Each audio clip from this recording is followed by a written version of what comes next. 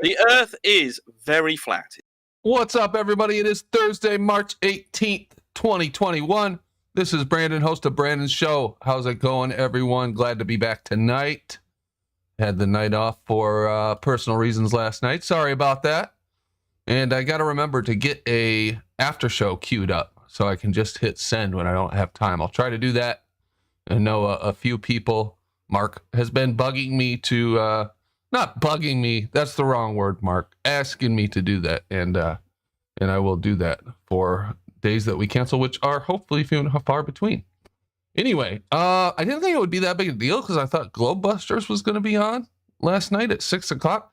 I don't know if I totally screwed up and misunderstood what night he was going to do his gravity thing, or if he changed the night. But either way, if it was my mistake, I apologize for that. Because I did steer you guys the wrong way, what ended up being the wrong way, in the cancellation note that I sent out. So my apologies for that. What do we got going on tonight? Well, we have, as the thumbnail alluded to, a very special project that's being proposed for the moon. I'll show that to you guys. That's good for a laugh. Little John's not directly involved, but I think they should contact him, work through some back channels, and it might help him get funding raised. But yeah, he's not directly involved. Let's see what else we got. We didn't get to that videos from Ebon Kim the other night. They were on the screen, and it just derailed in multiple different ways. So hopefully we'll be able to get to that tonight. And then who knows what else is going on. We might talk about that 74 Gear, a big YouTuber who talks about planes. He's a pilot. Has challenged the flat earth. I don't know if challenge is the right word. He has suggested an experiment, I guess you could call it, to prove the shape of the earth. So we can take a look at what he's saying. And he said we could share it. So we should be able to look directly at the video and see what he's got going on and see if anybody thinks it's actually a good idea. Let's see here. Okay, my mic is working. I forgot to look for the thumbs up. Let me say hello to everybody in the chat. We've got Brandon C. What's up, Brandon? YouTube, Taking Back Eden FE, Frank Crowder, Ian Adams, Balanced Truth, Matrix Media, Amanda Young. Scroll, I'm not very quick on the draw tonight. Enigma, Bill G, and many more to come. What's going on, guys? Good to see you in the chat. As always, if you do want to support the show, I would suggest or request that you use Streamlabs. But any way you want to do it, I'm not a complainer. So that's what that is. There's the link. And that is pinned to the top of the show and on the screen the entire show. So there you have that. Let's see what else is going on. If you want to come into Discord, the link is in the description. I think it still works. I'm not sure. Here, I'll just pop one in. If anybody feels like coming in, at least you can have the link. Should work for anybody. 7 days. Okay, well, that'll be good for tonight. So here's a link. If anybody decides they want to join, you're more than welcome to join. You're more than welcome just to sit in there and listen, talk, bring some evidence, whatever you want to do. It's all good. All right. Other than that, we've got some people in Discord already. It's going to be hard to live up to Tuesday night. That was pretty crazy, but in a good way, if you ask my opinion. I liked it. It was fun. It'd be hard to live up to that, but we'll see what we can do. Let's go say hello to everybody and get this show started. No, inside. What's that? Yeah. Inside the craft or whatever. Yeah, never on outside. I don't think you could use that on outside anything. I don't know. But apparently NASA and all of their scientists and all of their astronauts just could not come up with a way to have tape dispensed from the duct tape roll in space. They always had to just toss the tape wherever they could fit it and then go find it when they needed it. But some high school students, they designed a tape dispenser that would work on the ISS or whatever in space for them. Wait, they made a duct tape dispenser. Who has a duct tape dispenser? NASA now. I thought that was just some shit. You grabbed the roll and peeled some off, and then put it back where you got it from after. Apparently, there was some sort of struggle, within NASA to have these astronauts able to distribute or get the duct tape to do what they wanted, and some high school kids, well, they saved them by making this duct tape dispenser that they could use. Sounds slightly above the retarded level that NASA usually works on, but all right. Is this their latest little feature story, Bob? It's one of them. One of them. They also allegedly found 4 new types of bacteria, and there was some biologist, I don't know if they're from NASA, but some biologist or something has declared that aliens on other planets would look basically like the animals on this planet, which is pretty convenient for them if they're ever going to tell us they found aliens. Well, yeah, no shit, right? Convenient for them when we photograph a squirrel and a duck on Mars. Right, exactly. Oh, Or a fly on the rover. Motherfuckers. Yeah, I saw that fly one on, I think Bob showed it on Globebusters. That looked pretty convincing, but it's so hard to tell what's real and what's fake. Here we go. Oh, come on, let me get back to it. NASA's duct tape problem has been solved by high school students. Oh, gosh. Let's see here. You can find tape all over the ISS, and astronauts used to hold it in place in the microgravity environment of the lab, perform quick fixes, and even plug a leak in an emergency. Okay. Despite the ubiquitous nature of duct tape and its many uses, astronauts have had to improvise when it comes to removing it from the roll, because apparently that gets exponentially more difficult when you're in space. Yeah, you can't use duct tape. Yeah, you can't peel duct tape off a roll. Why aren't they using Gorilla Tape, first of all? Second of all, why is it hard? Do they not have fingernails, or like what? Why is it so hard to peel duct tape off the roll? But no, listen to this. It's not even just getting it off the roll, like, oh, they can't get their fingers right or something. Listen to what the actual problem was. Duct tape dispensers sold commercially don't mesh well with the space station's walls, which is where they store many of their oft-used tools. Instead, they have to stick it random places and go searching for it whenever they need it. That is until a group of high school students solved the problem for them. So basically, their problem was not they couldn't get it off the roll or they couldn't use the dispenser. It's that the dispenser wouldn't attach to their wall in apparently a convenient enough way. And they, I guess, needed high school students to solve this problem for them. Oh, for Pete's sake. It sounds legit, bro. It probably checks out if you look into it. How mentally retarded is literally every person that works at NASA that they couldn't find one person to figure out how screws and bolts and nuts work so that they could get one of these things mounted to the wall? I mean, you could have used Velcro. You could have used tape from the duct Double-sided tape. But yeah, these are the best and brightest solving all our problems in the future, apparently. They should have just contacted us. We just came up with 10 ideas right there. You guys are good. Yeah, there you go. Maybe we're the future of NASA. Where's our $50 million a day? Hell They yeah. could have used Well, the I zip keep getting ties. told.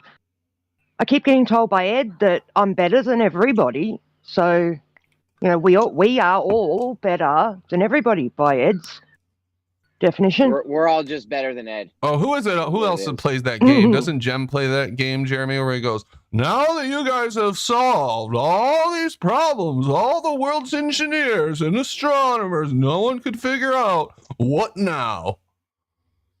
Is that where he got it from Jem? Because he sounds exactly like that. Yeah, there's a couple of people do that. I can't even fuck with them guys. I can't even fuck with Jem no more. Every time we get into a little interaction, he wants to monologue on, and then as soon as I get two fucking words out, they're interrupting me, and I never get a chance to respond. I guess you can't lose an argument if the other guy can't respond. Yeah, I went in there the other day and I asked, hey, what'd you guys do to Jeremy? And they're like, his personality changed. You can't read. It's That's what they said about you. They're like, he's so angry now. They're like, I do hear a difference in you, though. You have less patience in there for sure. how many times can you hear the same bullshit and the same fucking debate techniques and just go roll with it? You know what I'm saying? It took me a while to catch on, Exactly. but Oh, yeah. No, it gets frustrating. You gotta just try not to take it too seriously, but it is so frustrating. Hence my weekend bender that one time, Jeremy.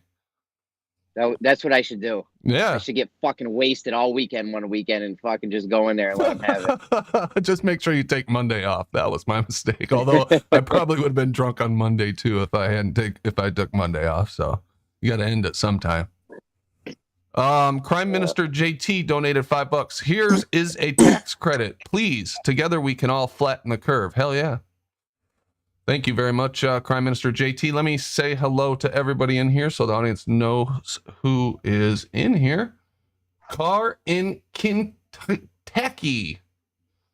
Tongue twister, but I like that name. That was nice and smooth. Yeah, nice thanks. and smooth. Thanks, man. I've got it. Rolled right off. I'm a professional, so I make it look easy, right?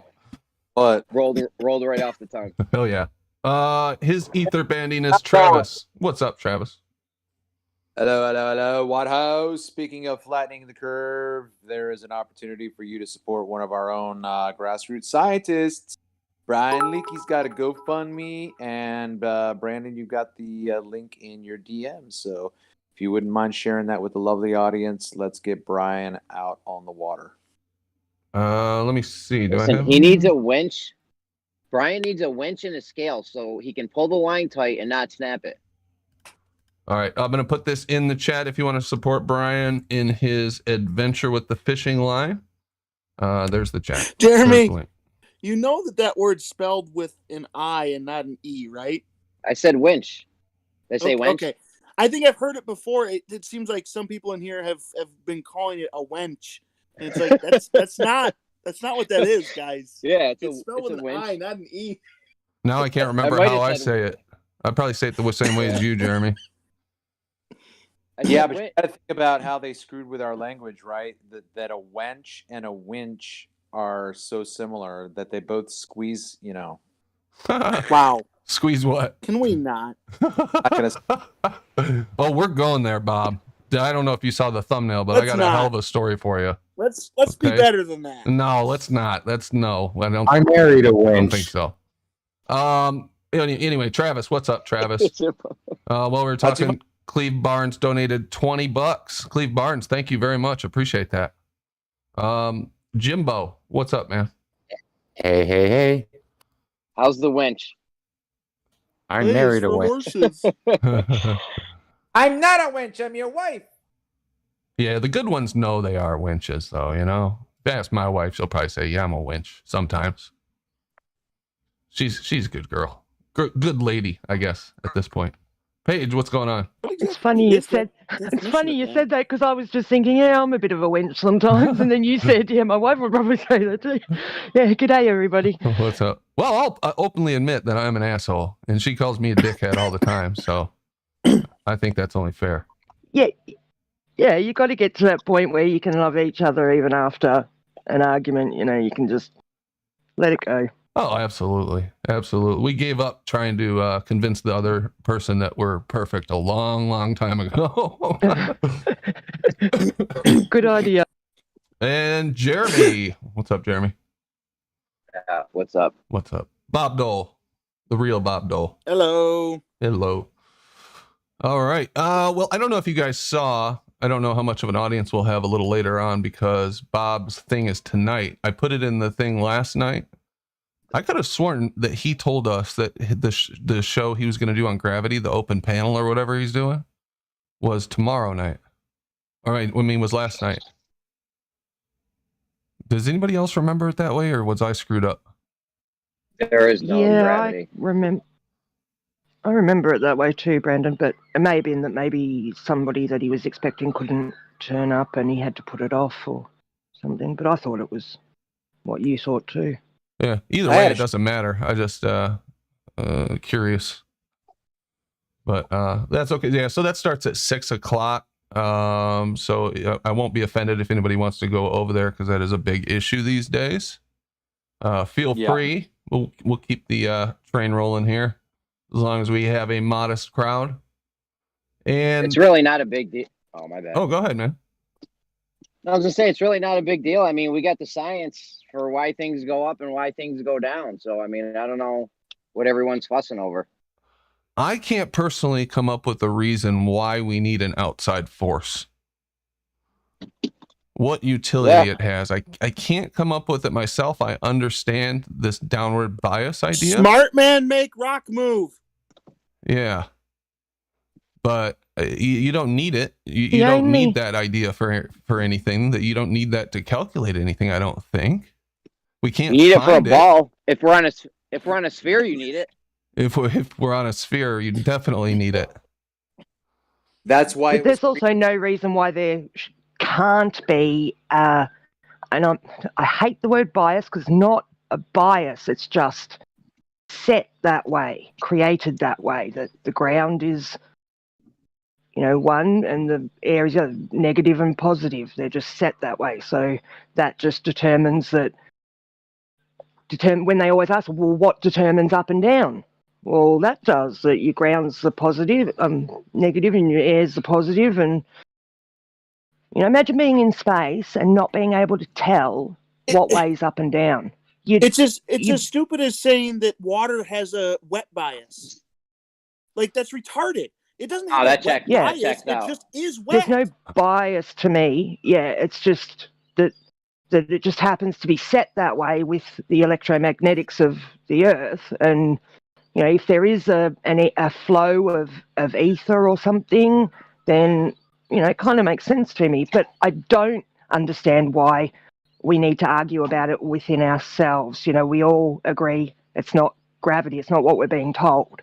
So whatever we decide it is after that is besides the point to this argument.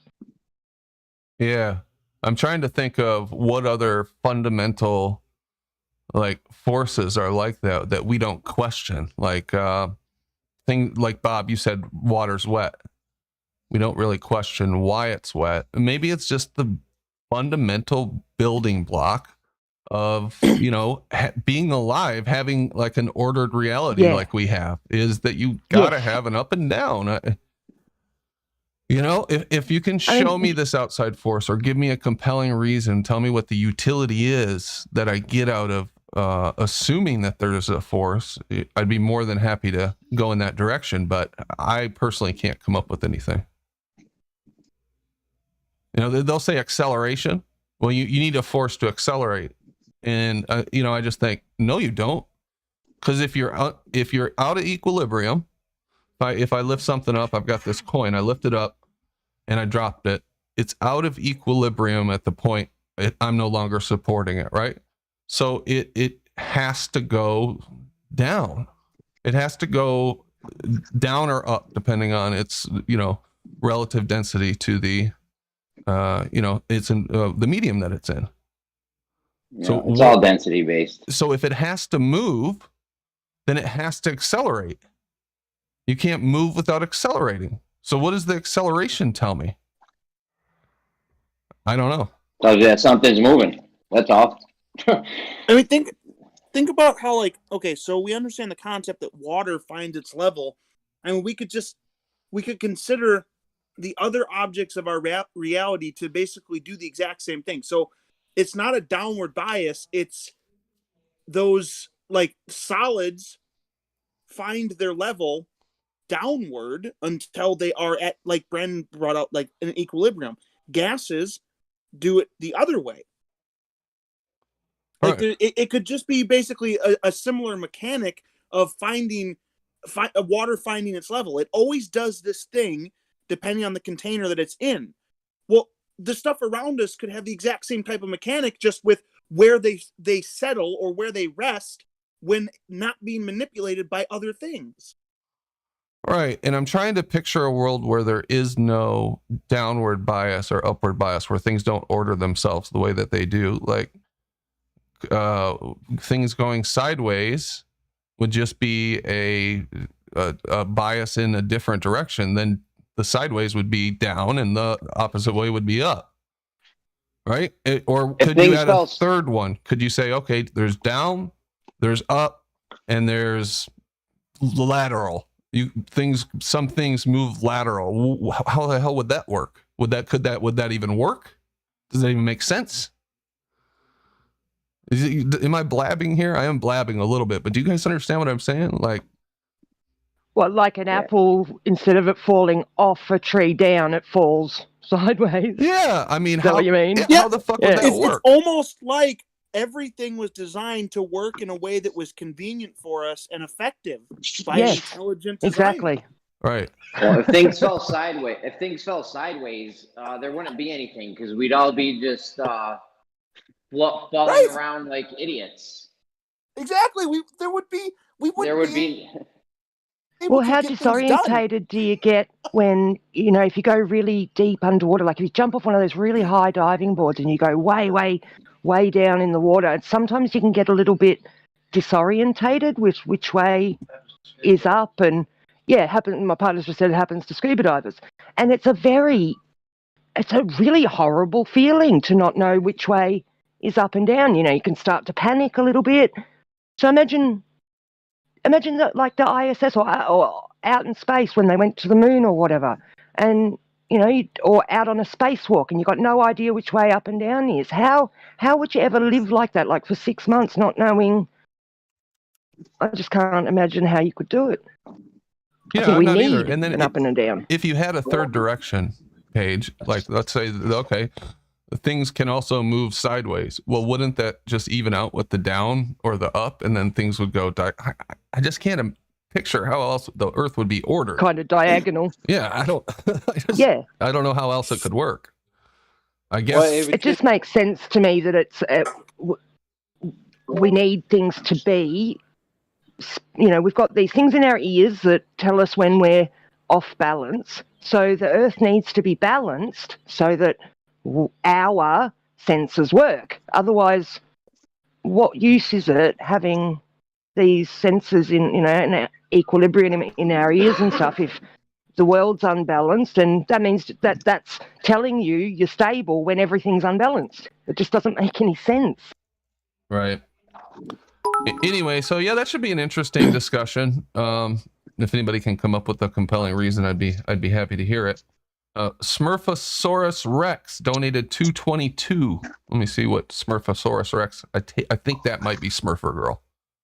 I don't press the gas pedal to accelerate while I'm cruising downhill, and the sun has a light bias. Ranty's panties in quotation marks. Does fire have an upward temperature bias? Right. How else would temperature work? See, it's just... Well, heat does, doesn't it? Yeah, heat does. Like the heat from the fire will be going up more than... No, but I mean, like the temperature itself. Does fire have a bias towards higher temperatures? No. That's what fire is. It just is hot. That's how it works. It doesn't have a bias towards higher temperatures. It just is a higher temperature. That's part of being fire. That's how it was designed. Exactly. Yeah. It's like a natural law, but no one ever bothered to write a law on up and down. Yeah. You mean the longer I'm alive, the more I'm convinced this place was designed. And the more I think about humanity, and I talk about this sometimes, the more I'm convinced that we were designed. There's no question there was a creator. There's a ton of evidence for it. It's blatantly obvious. Anyone denying it isn't walking with their eyes open. Right, and it's really easy to walk through it logically. So right now we're talking about the nature of our world, right? So if you don't use the nature of our world, basically, you can't use that because that's the thing that's in contention. So if you don't use anything that's here naturally, name one thing that's man-made that basically a system that works, came into existence entirely on its own and works with no manipulation or outside intervention. We've never experienced that. Our phones didn't just suddenly appear and start working. Our cars didn't. Our houses didn't. Nothing that we have ever just was there and started working. The only thing you could maybe point to is nature itself, and you can't point to that because that's the thing that's literally in contention when you're discussing it. Something to ponder, something to think about for sure.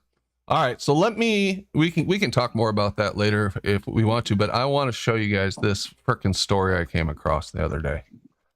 Did you see this? I obviously have my desktop on autoplay. Let me share this. and I was playing a Level Earth Observer video, and what do you know? What's the next thing that plays? NASA JPL video on helicopters in space.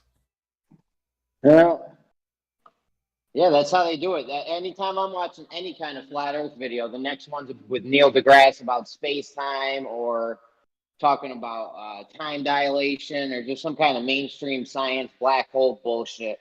They gotta counteract all that wrong think you're going through. All right? They got that algorithm down nice. Oh yeah, they do. They've done a good job on that. But that is not what I wanted to talk to you guys about. I want to talk to you about this story, and I should be sharing my screen in Discord. Mm-hmm. And it is called, oh boy, Scientists Propose Lunar Ark to Store 6.7 million sperm samples as global insurance policy. Yeah, because if we all die on no, Earth, that's not what that is. if That if right we all there die is on Earth, that's the first thing there's they're a going to do. pervert or multiple perverts. I want to donate. I want to make Whose a donation. samples? Whose samples? I don't know. Oh shit! The smart. Hey, if a meteor, Go ahead. if an asteroid hits Earth, we'll all be saved because there'll be a ton of sperm on the moon. Perfect. Happy Freaky Friday, everyone. Don't put a base there and have actual people there. Just put the sperm there and they'll figure it out. How arrogant do you got to be to think that if a rock comes by and destroys all of us because it hit our planet, that we somehow deserve to continue? No shit. Oh my god. What are they going to do with all the sperm too if we die out? What are they thinking is going to happen in the future? The evolution. The sperm will evolve and That's right. they'll There'll be eventually moon recolonize. humans. They'll eventually Moons. recolonize Earth. Oh my god. And what and how are they going to pick? There's so many questions. How are they going to pick which 6.7 million? Great question, Bandsaw. Why? This is just mind-blowing. Why? Let me read a little bit. The Svalbard Global Seed Vault on the Norwegian island of Spitsbergen in the remote Arctic Svalbard archipelago. I don't think I needed to know that much about where this is. Appears to be losing its appeal as scientists propose a lunar ark to house millions of species of seeds, sperm, eggs, and DNA. Oh, so they're going to take some eggs too. Yeah. We'll have everything we need on the moon in case there's a fucking huge catastrophe on Earth. Don't worry, guys. We'll be saved. I would guess that what this actually is probably somebody wanted some funding. And so they're like, all right, what can we come up with? What can we sell the government, basically, to get our funding? Oh, Yep. for sure. That's why I said they should have got Little John. They should have got Little John to help out with this thing here. Yeah! Yep. That'd been awesome. I'll tell you right now, if they need this sperm, I'll fill all the cups up for them. 6.7 million before lunch. Before breakfast, bro. You can do that before breakfast and then dig 10 miles of trench. Yeah. Okay. And What, Travis? are you saying arc? What is it? What are they filling it? A lunar arc. Yes, a lunar arc. Like Noah's Ark? Well, like ARK, yeah. That's fucking stupid, man. Like Noah's Ark. Yeah. Yeah, it is stupid. Yep. This is how they're spending our money. Not my money. I don't pay taxes. Oh shit. Also, that's the Norwegians, so that's not quite the same as us, Jeremy. Oh, Norway is doing this? It says on the Norwegian island of Spitsbergen, so I'm guessing that's not us. I thought this was a NASA. Well, they already have this seed vault, right? That's what they're talking about in the beginning. And they say it appears to be losing its appeal as scientists propose a lunar ark. So they're getting bored with just having the seeds in Norway. So they want to collect a bunch of sperm and eggs and put them on the moon. That makes sense. Like the seeds in Norway wouldn't have been hard enough to get to in a catastrophe. They're gonna put this shit we need on the moon even farther away. Right? Oh shit! Everybody dies down here. I can picture it now. Zombie apocalypse. Everyone's dying. And it's like, guys, don't worry, we got the thing on the moon. We'll be all right. Well, can I say that that's actually a little bit scary because just last night I was watching a video with a couple of doctors. One was a pro-vaccine, vaccine researcher, consultant, all that kind of stuff. He was saying that this vaccine, giving it to so many people, is going to cause major problems with people's immunity and stuff. And he's basically writing to the WHO and saying, this is the most important thing I've ever said in my life. You must stop these vaccines. You must stop mass vaccinating. Like, he's begging them, telling them that people are going to die by the millions because of this. But Paige, Big Pharma and the government, they have our best interests at heart. I don't think we need to worry. Oh, of course they do. They put the Georgia Guidestones up just to let us know how much they love us. Actually, I appreciate that, Jeremy, because I was a little worried and you just reassured me. I feel a lot better. Yeah, don't worry. Right, Don't exactly. worry. They have our best interests in mind. What you guys don't realize is that we are awful beings. We're destroying our planet, so we deserve to die. It's actually our responsibility to kill ourselves in this way so that we can save our planet. That's what they think. Yep. We should kill ourselves, not them though, just us. Well, they're the brain trust, right? They're the ones who would be able to keep everything going if we all die. We wouldn't be able and they're to. the ones that were given the simpletons. divine right to rule. So Yeah. Once we get enough automation, they won't even need us anymore. We'll just be a liability and a waste of resources, and we'll see how it plays out then. Are they planning don't on need a killing limo all the driver. men on Earth? And then they're going to use the 6.7 million sperm samples to do something? If that's the plan, I bet you my wife's in on this. Let me keep reading. A team of researchers from the University of Arizona, led by Jakin Thonga, proposed building a massive ark on the moon as a modern global insurance policy against natural disasters, socioeconomic chaos, asteroids, and the threat of nuclear war. I guess I because was all wrong, them things Jeremy. are gonna stop. All them things are gonna stop people from fucking. Yeah, that's probably the last thing they really need to worry about, I think. I guess I was wrong, Jeremy. It is someone from our country. The seed vault is in Norway or whatever. It's Norwegian. But the lunatic who's suggesting this, definitely American bred. Arizona. Yeah, that makes sense. I would guess if you told me and didn't tell me the country that this would be either a U.S. thing or a German thing. Earth is naturally a volatile environment, Thanga said in a study titled Lunar Pits and Lava Tubes for a Modern Ark. What? The team debuted the study at the Institute of Electrical and Electronics Engineers. Now, that is a legit, IEEE, that is a legit organization. Aerospace conference last Saturday. That's how they get you. They involve these legit companies and these legit people. Like, these guys are legit, man. It's all on the level. It checks out. Isn't that IEEE isn't that the place that like decides how the Ethernet cables are designed or something? Well, let's see. I'll just read the about page. Mission and vision. You could be right. I have no idea. It's the world's largest technical professional organization dedicated to advancing technology for the benefit of humanity. Uh-oh. They're out there doing favors. Below you can find IEEE's mission and vision statement. See, they're going to hire these people to do some shit.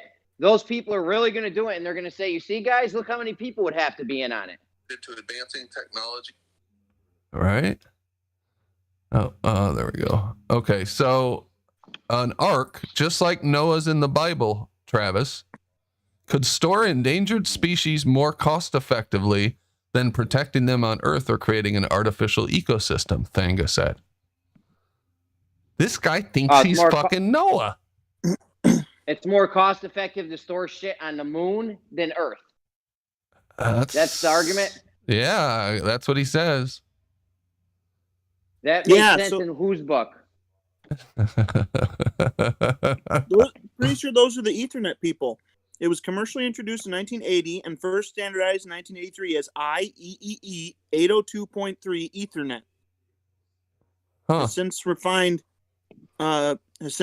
been refined to support higher bit rates, a greater number of nodes, and longer link distances, but retains much backward compatibility. Yeah, so I think it's the same folks that are like decide the specs or whatever it is for Ethernet, maybe, unless it's a different IEEE. I doubt it. You probably got the right one. Institute of Electrical and Electronics Engineers. Yeah. Yeah, Institute of Electrical and Electronics Engineers. Yeah. Yeah, and it's huge. It's been around for 58 years. I mean, this is no fly-by-the-night thing here, and no fringe group. At least I didn't think they were. Those IEEE people go broke on the Wheel of Fortune trying to spell their fucking name, buying vowels. Yeah, no shit. You hit the right one, though. You got a jackpot. The researcher, Thanga said, due to instability, Earth-based repositories such as Svalbard could leave specimens vulnerable.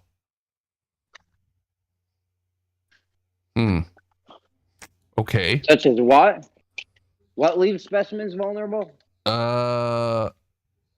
Instability.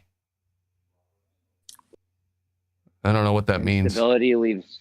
Wait, scroll back up for a second. Scroll back up. What did that say? On a long enough timeline, the survival rate for everyone drops to 0. Oh, where'd that say? That's that's profound. the tagline for Zero Hedge.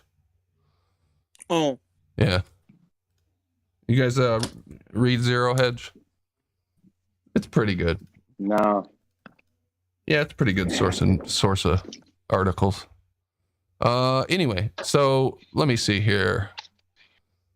We propose development of a modern-day ark to be housed inside lunar lava tubes. What the hell's a lunar lava tube? The ark would house eggs, sperm, seeds, and other DNA matter from all the endangered species on Earth. It would serve as a global insurance policy. Earth faces probability of peril from various natural disasters and human threats, such as blah, blah, blah, blah, blah. Lunar lava tubes were discovered in 2013 and are likely to have remained pristine for 3 to 4 billion years. Huh? So what's a fucking lunar lava tube? Lunar lava tube? I don't know, man. We're getting pretty deep into You the don't NASA fan understand, fiction now. I don't understand. Yeah, they got me. A lunar lava tube are lava tubes on the moon formed during the eruption of basaltic lava flows. What? So the moon has lava flows? I guess at one point they say it did. Are they really? Oh my goodness. Just when you don't think they can be any more retarded. I never think that. Yeah, all right. Don't ever think that. That's how they get you. If you're at some point in your life where you're like, they can't get more retarded, that's when they get you with some more, even more retarded shit.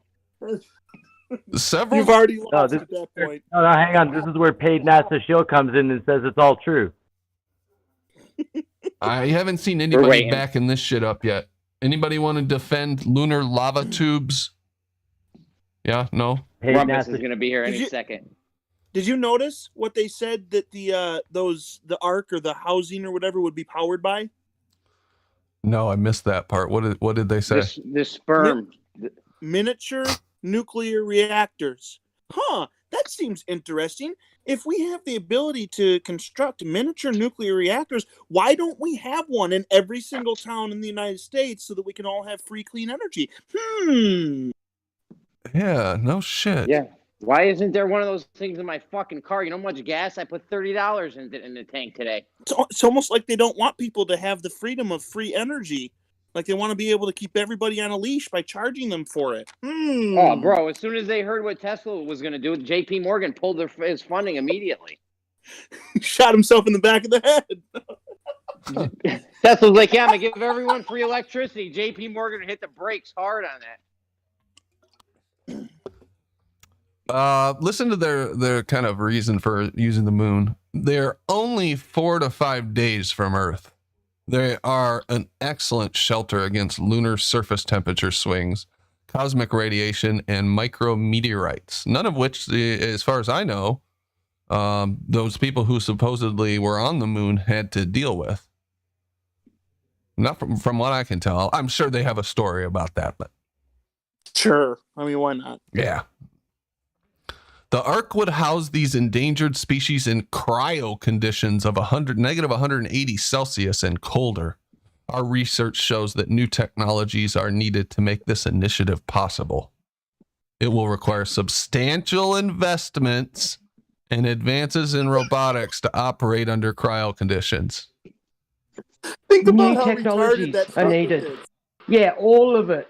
Like, Our research shows us that new technologies are needed. What's the research that goes into that? Hey, can we do this thing? No, we don't have the technology. Our research, No. so we need new technology. we need new technology. I'm telling you, they're trying to get robotics so they can take us out of the loop. Humans are a liability. If you can ever have a robot do anything, it's much more efficient, cheaper to just have a robot do it. They wouldn't even need us. And they're going to say now that robots can't cough on you or sneeze on you, breathe on you. They don't spread germs. Yeah, I'm telling you, man. They want us out of the loop. They want us out of the loop ASAP. Before we figure out what the fuck's going on and get everyone on the Flat Earth page here. The comments are pretty funny. One problem with this idea: the moon cannot be landed on. When did it become Homo sapiens sapiens' responsibility to protect the diversity of life? I can't seem to find that one in any of the owner's manuals. Also, who goes and fetches the frozen specimens if everyone's dead? And even if it's possible to return. Listen to this scenario. An asteroid wipes out the eastern seaboard of America and fucking decimates everywhere else. You're roboting. And the sun gets blocked. Jeremy, you're roboting. Sorry. It was like that comment actually is actually a really good point though. Like, what do they base this on? That it's suddenly humanity's responsibility. If they believe in evolution, why would we have any responsibility to continue any diversity of any animal ever? Okay. And on top of that, if they believe in evolution and the whole Darwin system, like if we die, we deserve to die, don't we? Isn't that how evolution? It works? Yeah. Am I better? Yeah. Now? Isn't that evolution? Yeah. They should want that. They love evolution. They should want us to all die and something else to evolve. Yeah. Huh. 6.7 million is a weird number for them to pick too. Well, they were going to do 6.6, but I was just about to say, yeah. They thought, oh no, I didn't know. We'll give them a break for once. We'll put it 6.7. Yeah. Yeah. Exactly. 6.66 million. Yep. What the fuck? This is rounded up. So full of shit. I wonder if they're actually going to raise money for this. That's what I wonder. Probably. Not one dime of taxpayer money, someone says. Shit. Crazy. I thought you guys would like that. That is just insane. This is why I'm telling you guys, don't ever underestimate the level of retardation that these people will climb to. Yeah, I agree. Oh my God. They got all these people involved in this too. It's just, oh yeah. They're going to try to get funding for this for sure. Wow. Anyway, well, that's an interesting idea, isn't it? No, that's fairy tale science fiction nonsense. Oh shit! These lunar that's the dumbest tubes. Shit I ever heard. It's pretty crazy, man. It's pretty crazy. I'm trying to think of a crazier one.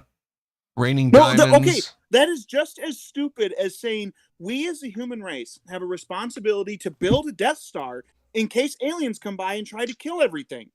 We have to protect our planet. That's like, no, this is like saying I'm going to buy a gun in case somebody breaks into my house in the middle of the night, but I'm going to store it in the fucking safety deposit box at the bank. Right? This is the equivalent of that. No. Right where you need it.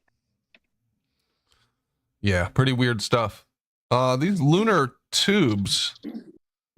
lava tubes may potentially serve as enclosures for human habitats. Tunnels larger than 300 meters in diameter may exist, lying under 40 meters of basalt with a stable temperature of -20 Celsius. Wow. That's a lot of information you have for these lunar lava tubes. They must be going by what they find here. You know, those lava tubes, like the womb caves and stuff. You know, people have lived inside these things. You know, lived inside these caves and shit. So Well, that's how probably they just know assuming. everything.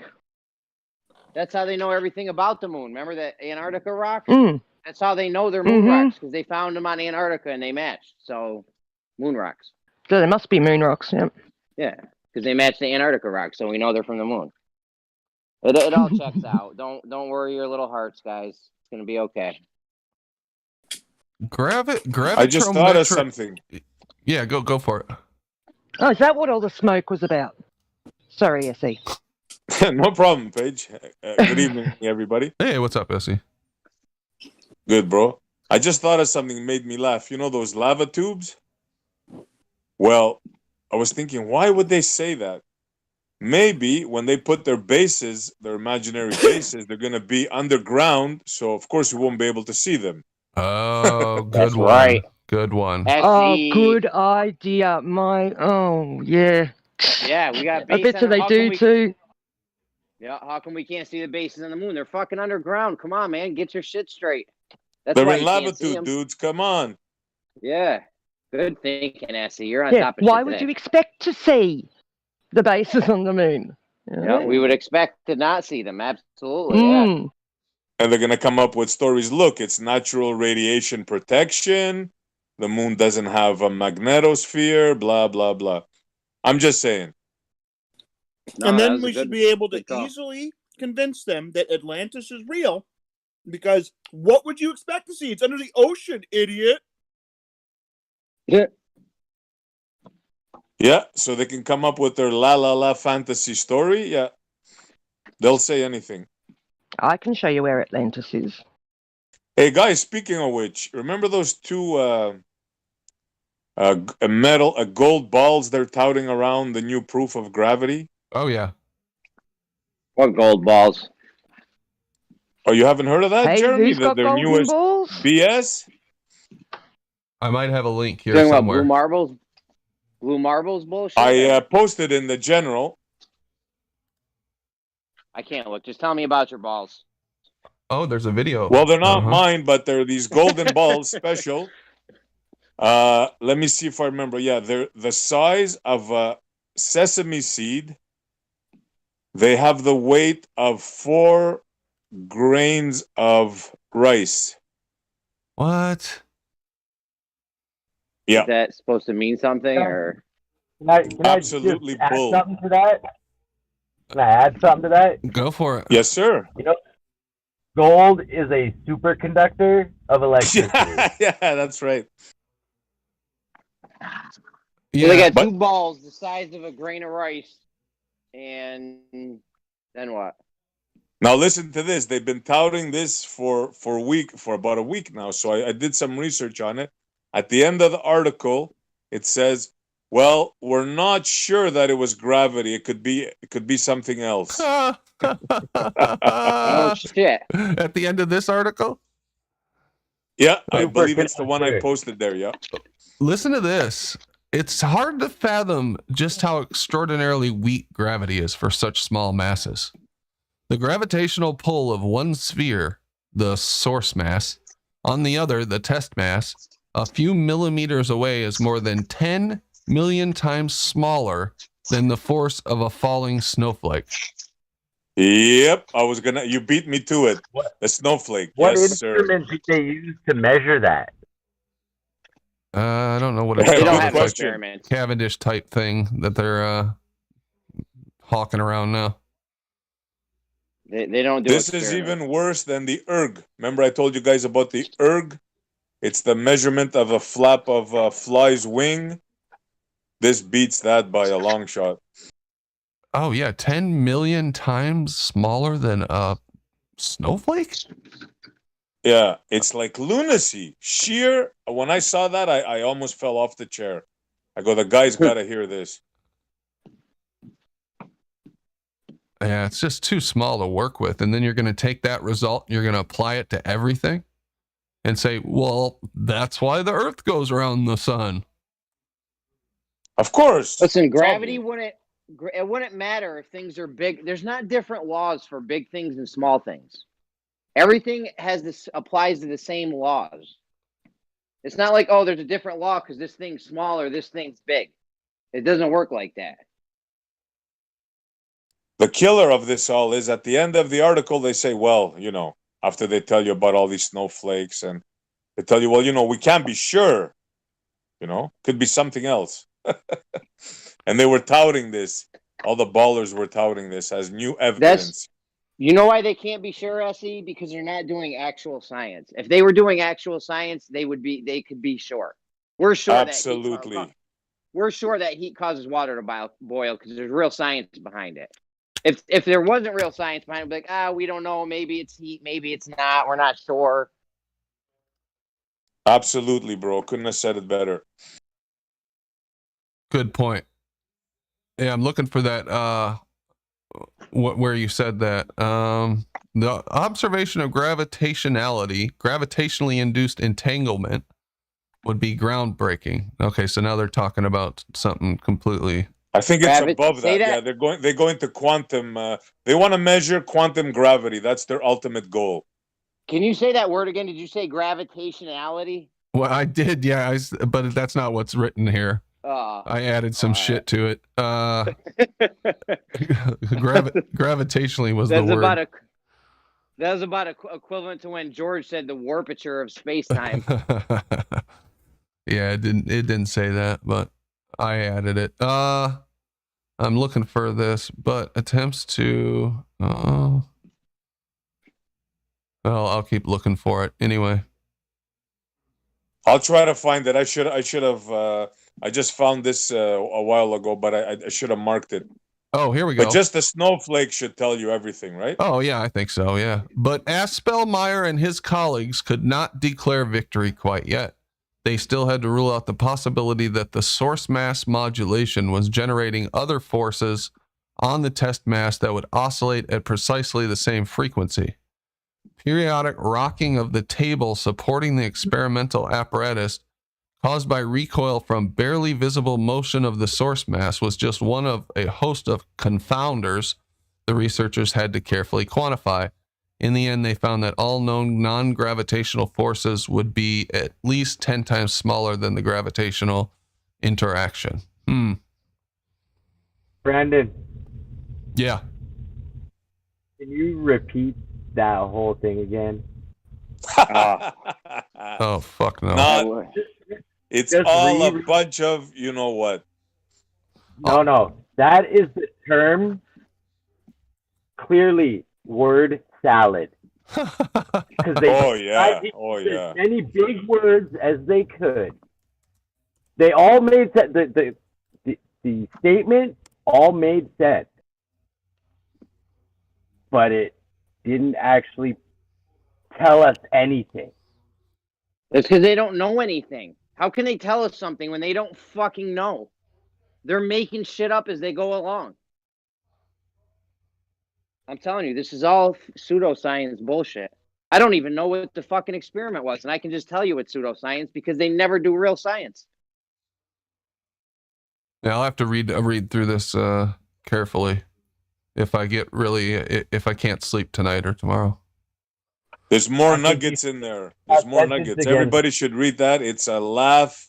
Oh my God. It's beyond belief. You know, when they were talking about it, I did not realize that the masses were so tiny. Yep, the size of a sesame seed. Wow. And the weight of 4 grains of rice. Why do they think this one is any better than any of the other ones that have been done in the past? Like, this is what, it happens a lot. They'll come up with some new thing like SpaceX, a new SpaceX launch, and go, how the Flurf's going to explain this now? There's a new SpaceX launch, as if we haven't seen all of that NASA and SpaceX crap 100 times already, and then act like they proved something. How does this provide any additional context or evidence? Yeah, it provides more funding, Brandon. That's all it provides. More funding for them. Now, of course, now they're going to want even a bigger, better machine because they want to do the quantum gravity test. So, you know, I don't know why, they need more power, more juice, more machine. I don't know what they're checking for. Everything falls apart at the quantum level. Newton's laws and the whole shit. Like, what? Their holy grail, Jeremy, is to align all the known forces, right? And gravity is the holy grail. That's what they want to do. They want to quantum gravity. That's what they want. Huh. Sounds like La La Land to me. Yes, sir, Brandon. All right. So that's pretty cool. Nice find there, SE, for sure. And let me bring up the next thing, which is not that. Oh, shoot. Hold on a minute. I got to bring it up. Kim's videos, which we brought up the other night and never really finished talking about. If I can find them. You guys feel free to bring up a topic if you want to. Feel free to talk. I just got to find this.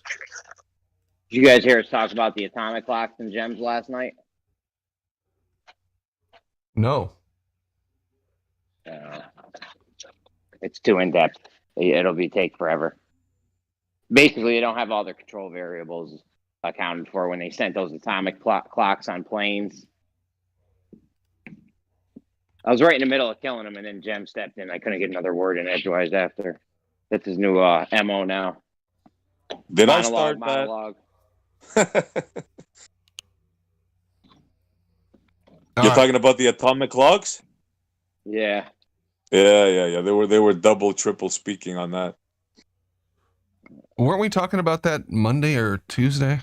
I think it came up in here too, if I remember correctly. I feel like when one topic gets hot, like it goes through everywhere. You know what I mean? Like we'll be talking about it on Gems, and we talk about it here, and we talk about it on Jose's, and everywhere. Oh yeah, for sure. Yeah, it makes the rounds. Yeah.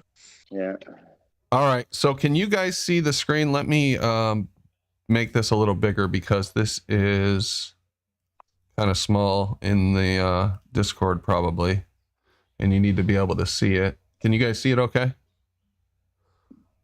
Yep. All right. The astronaut? I'll try to make it even bigger. There we go. Yeah, the astronaut. So this is a video from Kim, who is a good YouTuber, a good flat earther. I believe he's a flat earther. But here, check out his channel. That looks like the jetpack and a camera attachment. Sorry. Oh, that's okay. But here he is going to show the NASA photo versus unedited video footage. So let me see if he's got any more details in here. No. Or does he? Donation? No. Okay. Remember, we looked at this not too long ago. This is the 1965 spacewalk. Yep. Gemini. The one where the guy turns his head? Yeah, I think this is the same one. Yeah. Same one. So he's going out there. This is from NASA's website here. And you'll remember it. But look at the visor. See in the visor, you see the Gemini spacecraft, supposedly. Right? And the Earth in the visor. Yeah. Okay. Yeah, but how could the Earth be behind him if it's in his visor? Yeah, that seems a little tricky as well. Good right? catch. How is the Earth behind you and it's reflecting in your visor in front of you? It doesn't even make sense. Well, that's easy. Come on, Jeremy. It's off the spacecraft. What? Come on, go back a couple seconds. Seriously, how does that happen right there? How is the Earth behind you? reflecting in your visor in front of you. Does that make sense to anyone else?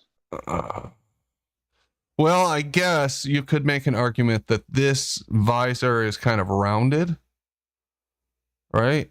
So maybe like this bottom part is pointing downwards, but it looks to us like it's pointing up. All right, whatever.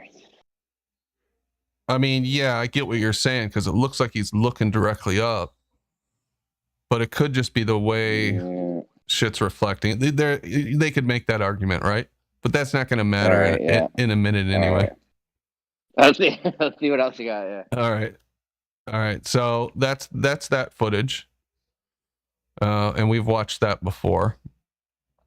And then here is, and there's a little description here. Okay. It's in a different language. Dang it. Let me see what he said about it. It is unedited footage. And I want you to look at the visor in this footage and tell me what you see.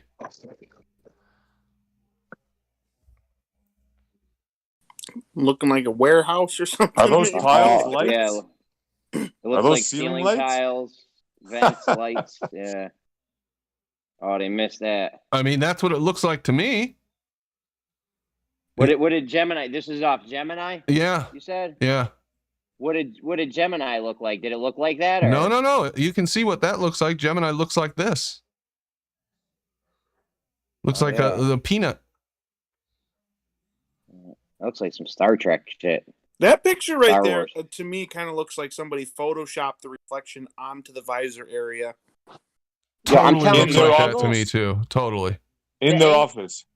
The angle of his head into how Earth's reflected. There's no fucking way, but yeah, that looked like a warehouse. Yeah, like without, like, how is it reflecting the Earth without reflecting up his feet or anything else that would be between the visor and the Earth? Like that doesn't. Yeah. It doesn't seem like it makes good sense.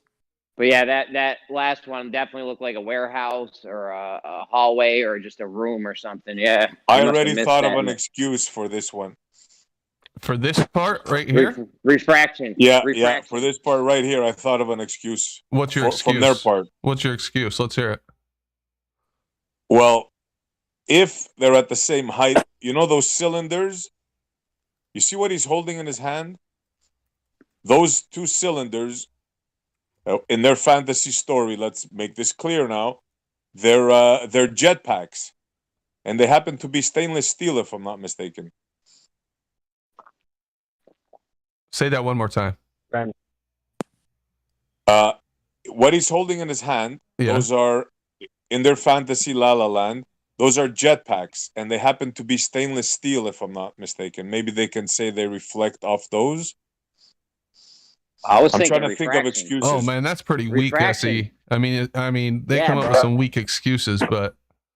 Well, I'm being a baller. Come on, give me a break.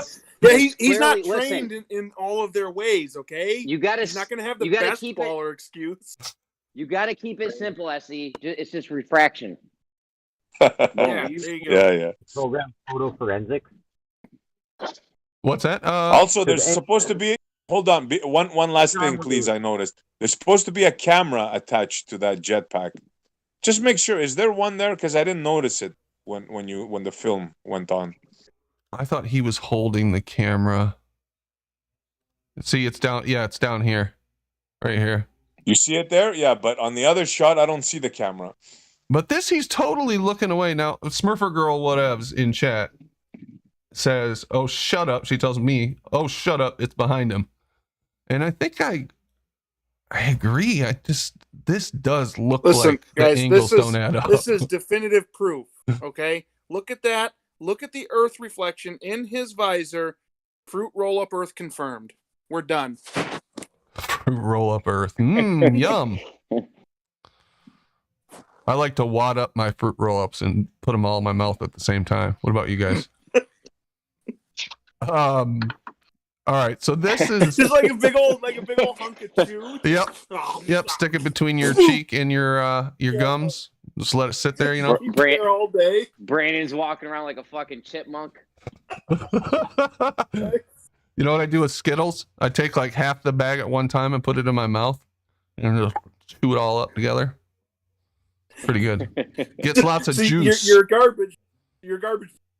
You're just a garbage person. Yes, I am. Yeah, that's correct. All right, so this that was a very good catch on this. This does look like it's Photoshop big time, but this is the thing that really kind of blew me away was in this supposedly original footage. That looks like you said, a warehouse. It looks like a reflection indoors. With lights is my on mic? top. Yeah. Is my mic still good? I had to switch earbuds. Am I still good? Yeah, you're good. Hey, Brandon. Yeah. When Ebon showed this to me on my stream last week, if you look at the visor right now, and you go to the middle of the visor at the top, you'll see 2 white dots. Right here? And you can't see my mouse in Discord, can you? But if you just imagine you're looking at it sideways, cock your head or just look to where his forehead would be. Yeah. Okay. So you have those 2 white dots, and then below those 2 white dots are long black rectangles. Okay. Those are 2 people in slacks and white t-shirt and white dress shirts talking to each other. Oh, fuck. I see the people now. Yeah. Let me zoom this up. Oh, I can't. That's as far as I can zoom it. But I think what you're talking about is this might be a person. This could be a person. This right here. Yeah, I see people now. This totally looks like an office or something. Or maybe even the inside of that, the vomit comet or something. Something. I mean. Yeah, nice catch, Ebon. Yeah, totally. Now, I didn't look into this personally. I will have to say that. So we should independently verify it. Hold it right there. Hold it right there. Is there a camera at the end of that? Those 2 cylinders? Camera. No, maybe. Where's the camera supposed to be? Right here? Yeah, somewhere there. Yeah. Possibly. SC is obsessed with the cameras. He owns a Hasselblad. Does one of those canisters look like it's got the face of E.T. on it? Look at that. What's that called? You're seeing Jesus in toast. Pareidolia. Yeah. One of those. Pareidolia. If there's no camera there, that's another find. Yeah, but they could always say the camera's hanging from a strap. Hey, Brandon. Yeah. No, it's attached. It's attached. They can't say that. It's attached to the jetpack. Okay. All right. Yeah. Brandon, is that it right there? Yeah. Can you guys hear me? Yeah, go ahead. I'm on a phone. Rob. I can't see. Go good. for it. I can't. I've just been trying to ask you this for like 10 minutes now. I just want to know if you have the program called photo forensics, because we do a lot of analyzing photos and stuff here on this channel. Maybe we could figure out a way to, while we're interacting, to actually do this with photo forensics too. I don't think I've ever used photo forensics, to be honest with you. Well, you got to get up on that. Yeah, if we're going to analyze pictures, we should be analyzing them with photo forensics. Gotta up your game, Brandon. Okay. You gotta step your photo forensic game up. How are you gonna get the kids involved and interested in your show? You gotta get that demographic. Tell him, Bob. But you see, Bob's always pushing Minecraft shit. You gotta get the kids into it. That's right. Hey, kiddies, we're gonna do some photo forensic today, guys. No, don't be creepy about it. Don't be creepy about it, you loser. That was creepy? That was my fun kids, voice. Come over here to our show. We got photo forensics. What the hell does what's his face got? Shit, I forgot his name. Damn it. The big YouTuber. Jose? No. I don't know. Yeah, you do know the biggest YouTuber. Oh, with the goofy name. PewDiePie. Yeah. Yeah. Does he have photo forensics? That's a guy. No. That's a guy. Is that a guy? Yeah. I thought that was a girl. I thought that was a girl, like PewDiePie. Holy shit! What's you That's a guy. fucking boomer. Yeah, boomer. I don't know. With a name like PewDiePie, I just automatically assume girl. I don't know. No, yeah, Not actually, no, I understand that. that actually makes good sense. If you've never seen him and you've never like you have no reference point and you hear that name, that actually that's the way you probably should respond. Is that sounds like a girl's name? Yeah. So you just hear pie, What is it, like some kind of and you think girl. Is that it, Jeremy? PewDiePie. I don't. It just sounds like girly. Like, was he like some kind of trans thing or something? Going on, or? No. Not that I know of. I'm pretty sure he's married the to video a female. games, the guns go. Oh, pew pew. I get it. Yep, that makes sense. Still though, Jeremy sounds like some parent from like the 80s, like Jeremy, you need to get woke. I just lost my example I was gonna have. I know where you were going. Jeremy is a very 80s name, though. Do people even name their kids Jeremy anymore? I don't know. I fucking hate my name. People call me Jerry, Gary, Germany. Fucking what else? I don't know. It's all kinds of shit. Name Just rank. tell them to call you G, bro. Name rank. Call me G. It was the 14th most popular name in 1976, Jeremy. Oh, that's right around my time right there. You want to know what your current ranking is? Yeah, what is it? 309. That's not too bad, man. 309. It's classic. But it definitely peaked in the early 70s and 80s, and your name's on its way down. I hate to tell you that. Yeah, we're out of the books now. Yep, you're on the downswing. Down. Yeah. No, you've lost 22 places since 2020. Let's look up somebody else's name. Who wants their name next? Travis. Okay. Whacking Chris. Where do I search in this thing? I've never used this before. This and photo forensics. I'll have to learn over the weekend. Shill. Paid NASA shill. Will you quit saying his name, guys? Come on. Right You're doing good tonight. There we go. Travis. Oh, Travis, what do you think? What's your guess on where your name's at? I think yours is a very late 70s, early 80s name, too. What's the number I'm supposed to guess? What's the popularity? Popularity of What's it? your rank? Yeah. Like 14%. 14%?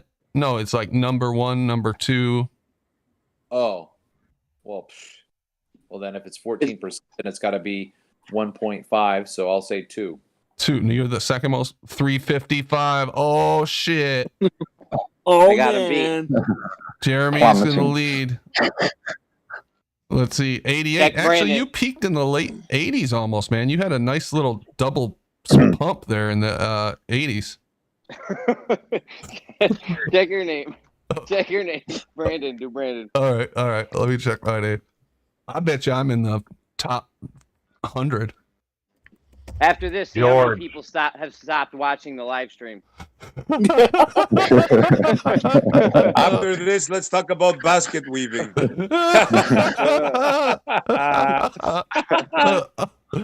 Oh shit, 199. Oh, you got us all fucking. Jeremy, I want to know if your name is gender neutral though. That's the big question. They didn't do that in the 80s, bro. I came from a time when men were men and women were women, and we can tell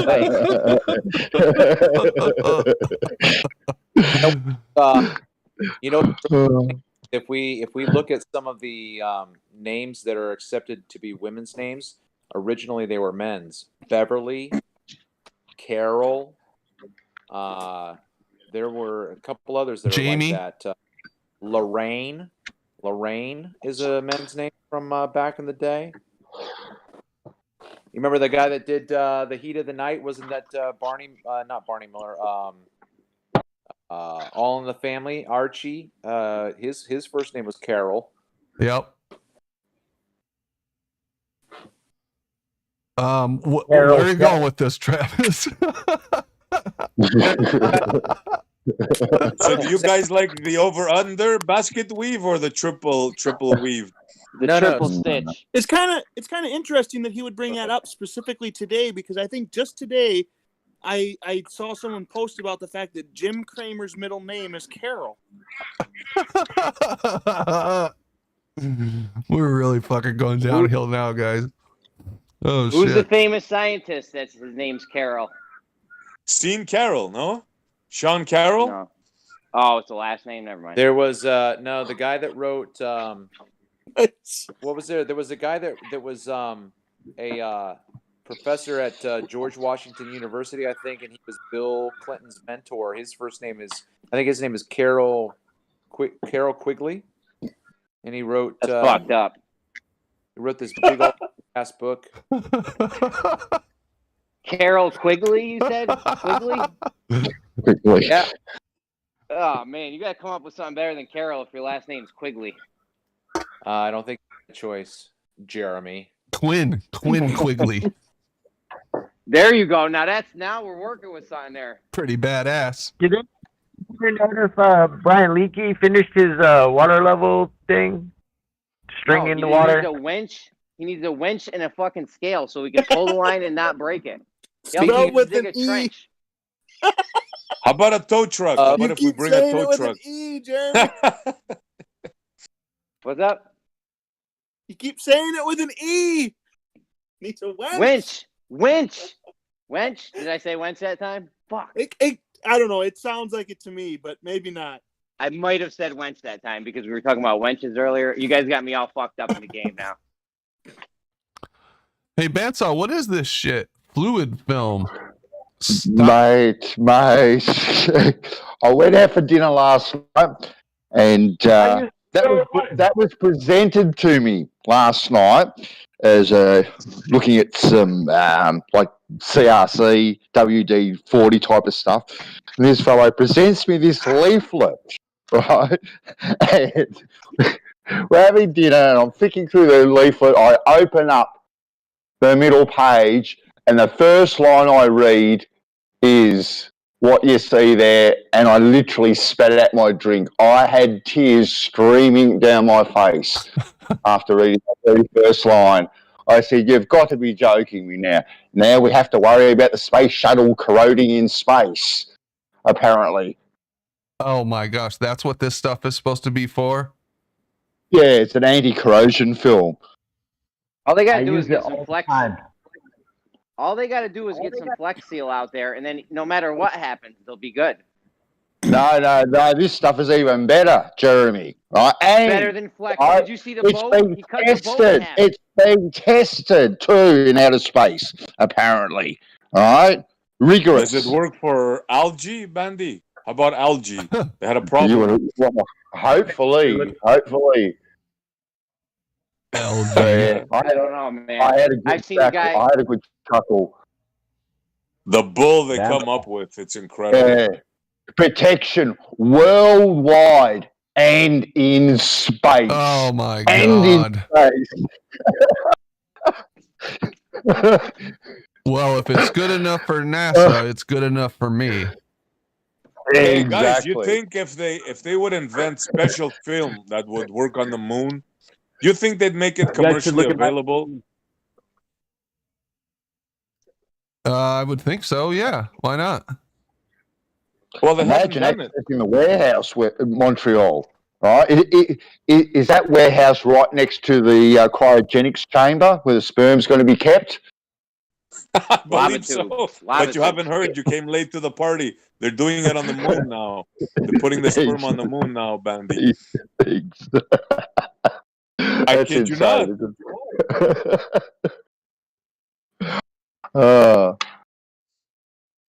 You guys look at my screen. You want us to look at your screen? Let's see here. Let me share it. I don't think you're sharing yet, are you? Oh, you got your camera on. Okay. Camera on. Camera. All right. Hold on a minute. Let me get this up for people. Oh, come on. Damn it. All right. What do you got here? Acceptable for use in food plants in Canada. fluid. Hey, it's that stuff. Wow, I'm in Canada. I got to get me some of that. It's inflammable. And you can use it on your tractor and then use it to so your eggs don't stick to your pan. And if your Skeet do goes bad, well, there you go. Your lawnmower. There we go. I feel like the next thing you're going to tell me is it has what plants crave. There we go. Well, Rob's giving it the tick of approval. The world If it's is good going enough, insane. If it's good enough for Rob, it's good enough for NASA, obviously. That looked like some nasty stuff. They allow you to use that on machines for food processing? Oh, they don't give a fuck, dude. The sicker we get, the better it is for the economy. Oh, yeah, that's right. I forgot about that. Industry is running the shop. They want all that shit leaking all over the food. The more, the better.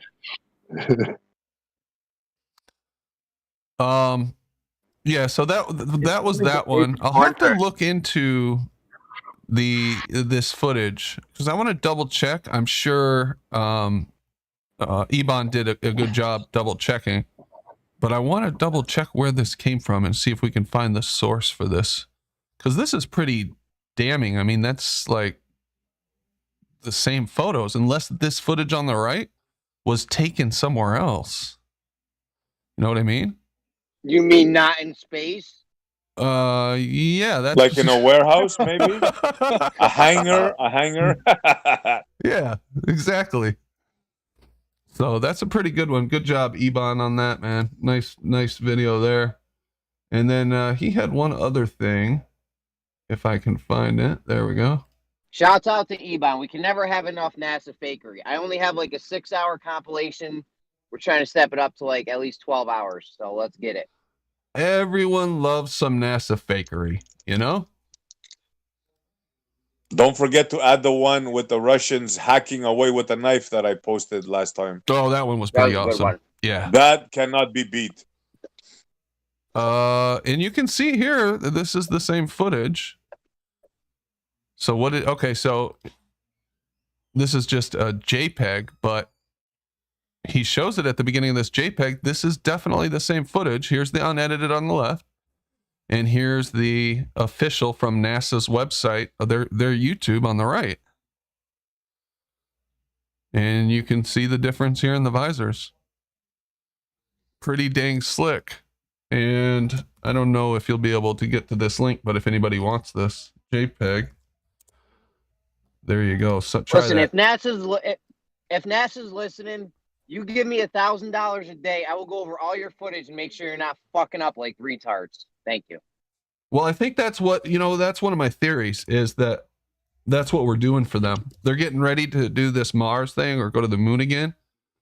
And we're helping them flush out all the mistakes they made in the past so that when they do it the next time, they don't fuck up so much. And they don't have this happen again in 30 years where people point out all this bullshit. Yeah, make sure you don't photograph any ducks or squirrels next time. Yeah, if they're missing ducks or squirrels, if they're truly missing fucking animals in the Mars footage, it's pretty hopeless. They're camouflaged, though, to give them, a little credit. These animals are naturally camouflaged to their environment. So if you miss one, it's not really that crazy. I don't know how much time they're spending going over this footage and shit, but obviously not enough. Yeah, agreed. He had another GIF here. I'll bring this up just because he sent it to me, and we're probably all familiar with this one. Remember the Stephen Hawking Genius season 1 episode 6 where they had the birds go across? They had supposedly that helicopter behind the curvature, and then they showed it when it was behind the curvature, and they showed it when it was coming up, and the same damn birds came across in the same exact order in exactly the same exact manner at 2 different points. I feel like we're on a Scooby-Doo episode. I would have got away with it if it wasn't for those pesky birds. Right? I mean, that's funny because this is 2 or 3 times we've caught them, these big producers faking curvature. If curvature's everywhere, how come you guys need to? You don't gotta fake it. Yeah. If it's I mean, what the fuck?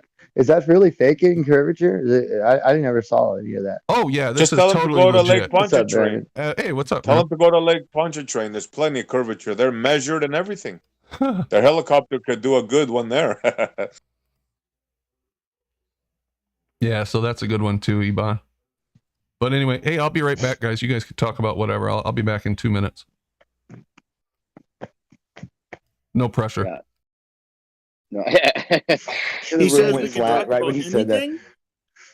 Nah. So, Jeremy, the thing you were talking about, you know why they brought that up? They were talking about time dilation. Yeah, the thing is, they didn't. We're me and Percentage. We're asking them. We're like, hey, did you guys account for heat, pressure, temperature, vibration and shit? The thing to do is, if you want to make sure your atomic clocks aren't getting fucked with, is you put one of them in a room, then you put another one in a room right next to it, but you make some vibration going off next to it, or you have a lot of heat or a lot of air pressure or something. You know what I mean? You fuck with your controls to make sure that the clocks aren't getting fucking thrown off by something else. Yep, and they that's just what I was telling them. They're like, yeah, we did it, but they're not showing us none. I'm like, did you account for vibration? Like, I was about to rake them over the coals, and then Jem wouldn't let me talk anymore. Yep. They're losing it. The ballers are losing it. La La Land. Yes, sir. If I had an atomic clock and I was going to check for time dilation, I would do everything I possibly could to one atomic clock that's sitting right next to the other one. You know what I mean? You put it in a different room. You get them both set to the same time. You put one in a different room. You expose it to high pressure, high temperature, cold temperature. You fucking have some vibration going on in there. You do a whole bunch of stuff to it to make sure nothing's throwing it off but the speed.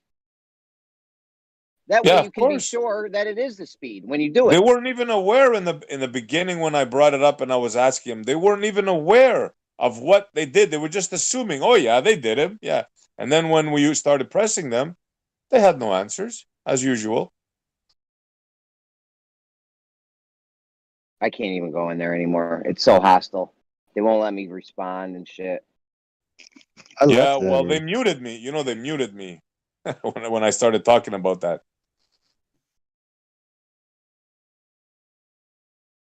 The little they started calling me a racist. Cocho.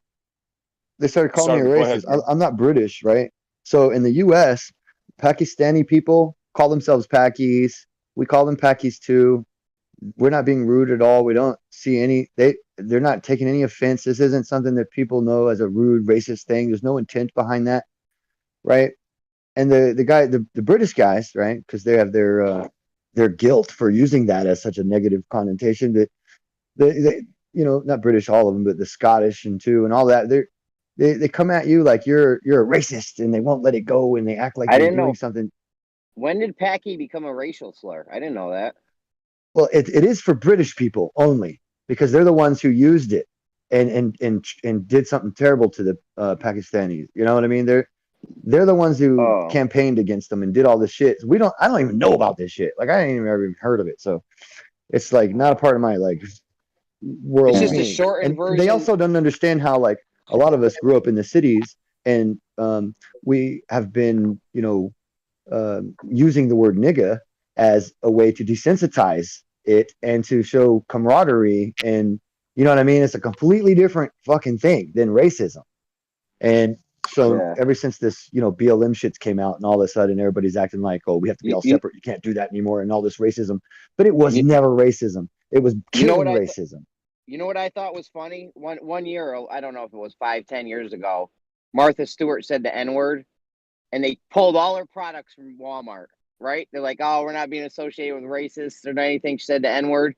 And then I go into a Walmart and they're playing Jay-Z over the loudspeaker, dropping N-bombs all over. I'm like, you got to be fucking kidding me. I'm like, are you fucking serious right now? Yeah. It's not cool for Martha Stewart to say it because her skin color's not right, but it's okay. That's the fucking definition of racism. Right. Exactly.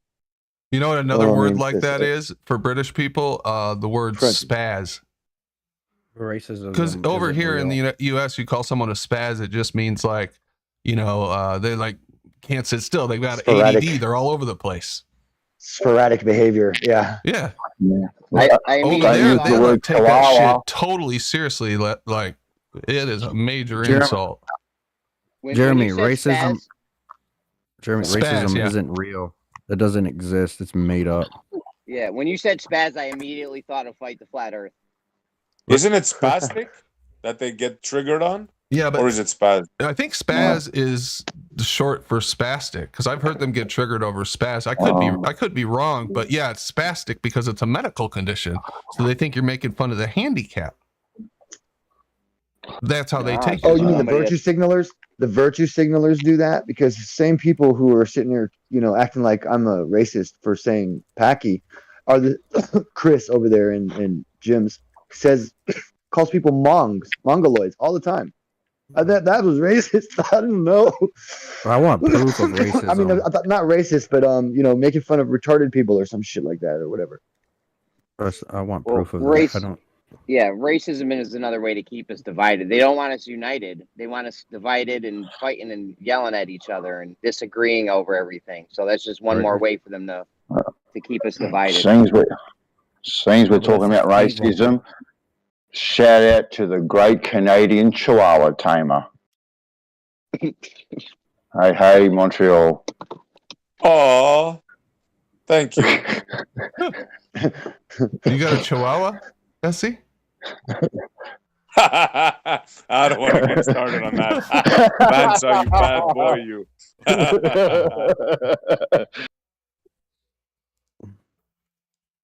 Let's just say me and Jose had a little spat. You and Jose? You're always saying Jose's a great guy. Jose's a good guy. All that stuff. What happened? No, he was talking about Jose B. He wasn't. I'm just kidding. Sorry about that. All right. I did. What's going on, everyone? Hey, Matrix. You're right. Hey, Matrix. What's up, everyone? So you don't want to tell us, Essie, or what? Well, look, to make a long story short, I haven't been on his show for a while, so instead of like asking me, DMing me, hey, SC, why don't you come over, man? Let's talk about the Coriolis. What he did was he came on Jem's show and he started antagonizing me, like interrupting while I was talking in between people, and so we got into a little spat. So he started calling me garbage man. So I nicknamed him Chihuahua.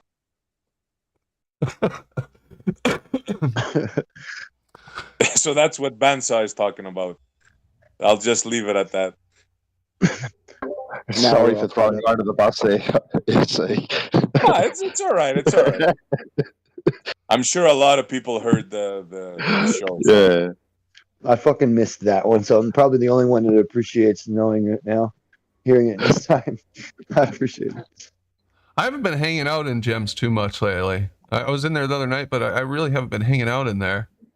I've been getting caught up in crypto, learning about crypto, and I think I'm very suspicious.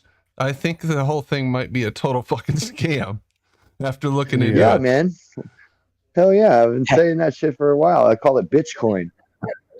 How much have you invested? How much have you invested? I've got quite a big chunk invested in it, but I think it is a scam. What's that? Some of them coins we've been getting into are a little on edge there. Can somebody explain to me what is it exactly? How is it exactly that you mine the crypto, like the Bitcoin? How do you mine? Like, what is the computer doing exactly? I'm not the best to explain it. The way I understand, it's crunching numbers. It's crunching numbers. Yeah, it's like solving complicated math problems. Is the way it was explained to me. I get that. I that's the mainstream, right? But what is it calculating exactly? Like, I've seen people that have rooms full of CPUs, not CPUs, GPUs. Just, I don't know, like fucking 50, 100 GPUs just connected to a computer. Like, what the fuck are you calculating that you need 50 GPUs? human behaviors. They're making neuron patterns for AI. That's a To be possibility. some crazy shit like that. I can't figure out what the utility is of the whole thing. To be honest, what the fuck are all these coins? What is the purpose of them? Like where do they come from? You know what I'm saying? Like how you know, how do you determine its value, kind of thing? Like they go, okay. It's funny because we went from like money that was easy to understand in the beginning, and then to make it easier to understand, we made it more complicated. And then the point is, and then we did it again. Yeah. Okay, go ahead. The point of crypto is that every transaction is traceable, and that's why the government hates it, because they don't want their transactions to be traceable. Oh no, their taxation. That's weird, Ed, because the government is always honest. So why would they not like? No, or they're honest No, transactions. it's weird. That's a reverse. It's actually really the reverse of that. It's so that you can't do anything outside of government. I think they're getting people prepared for a cashless society. Yes, that's what they are doing. 20 years ago, the NSA wrote a book called "Making a Mint," and it talks all about the 256 hash that they already invented, not some guy from wherever the fuck, Chinese dude, whatever this fake name they put up. The FBI had the largest Bitcoin wallet. They have ways to hack their own wallets and they use readers that read from outside your home, like not even on the line. They read the magnetic field around your computer to know what you're doing. They don't need the things we think they need, and they don't. It's a completely different story. I'd rather get precious metals though. Precious metals. I personally made a killing in crypto. I mean, I'm not saying it's not a scam or whatever, but well, that was the point of it. That was the point of getting people addicted to it. It's like crack, that first hit, that good ass first hit, boy. That's what it is. That's what that was all about, man. Exactly. That's how you get people to adopt it. It's a brilliant plan. Put something out there, just like phones. They got us to carry around our own spy devices, every single person, right? So they can map out all our movement because we got something out of it. And then they change the terms of use a little bit every month. They change the terms of use, change your privacy terms, change everything until finally you didn't even read it, and they own everything on your phone. All your proprietary stuff that you ever create is theirs if it's on their phone. There's all different kinds of shit that you're not even. It's like you're giving it away. We don't know it. Like they know every step you've taken, bro. Pretty much anything on your phone is fair game. From the time you woke up, these guys don't let their kids use. Sorry, we're on the same page and everything. Let me just say this real quick. I'll jump. These guys don't let their own kids use the equipment that they made for us. What does that tell you? Does anybody here use maps? Flat maps. Unfortunately, yes. They're all flat. Yeah, I use them too. They know every single inch you walked from the time you woke up today from now. That's all I'm gonna say. GPS thing. So everywhere you go and use the app, they immediately sends your locations to them. Yeah, but it works in the background matrix. No, I know. And the iPhone, you have the ability to turn it off, but then you're not going to be able to use the application properly. Yep. I just wanted to ask me permission. I freaked out once when I went on vacation. I came back and I looked at my history. I was trying to find something. It showed the hotel that I stayed, the excursions that I took, the beach that I went to. I mean, it's scary. It's really scary. That right? Because it's not like we could just develop our own telephone company. You know what I'm saying? Like, how do we get past that? We could buy a phone, exactly. But how are we going to connect it? See, they figured that out a long time ago. They only lease their own stuff to proprietaries of those who will do what they do. You know what I mean? Like, you are a part of their system. If you want to be your own phone company, you basically, meld into their program. You know what I mean? You can't go outside the. Literally, every technology that comes out, they buy it. They buy it all, and they put it under their little system umbrella. So when they make it commercial, it's already under the system. They already own the patents. Yeah, and a lot of times they make it look like they're still separate. They'll own them through a banking conglomerate and keep a separate name and act like it's competition, like they're racing each other to something. Oh, they've been doing that forever. Back when, yeah. If there's ever a monopoly, they'll just break a little piece of their company off, name it something else, and boom, no more monopoly. What was that? What was that? The Rothschild system and the Rockefeller systems. They've been doing that all with phone those companies, taxis, anything you could think of. Yeah. Well, you So know, I was it's trying really to hard think, for me to believe.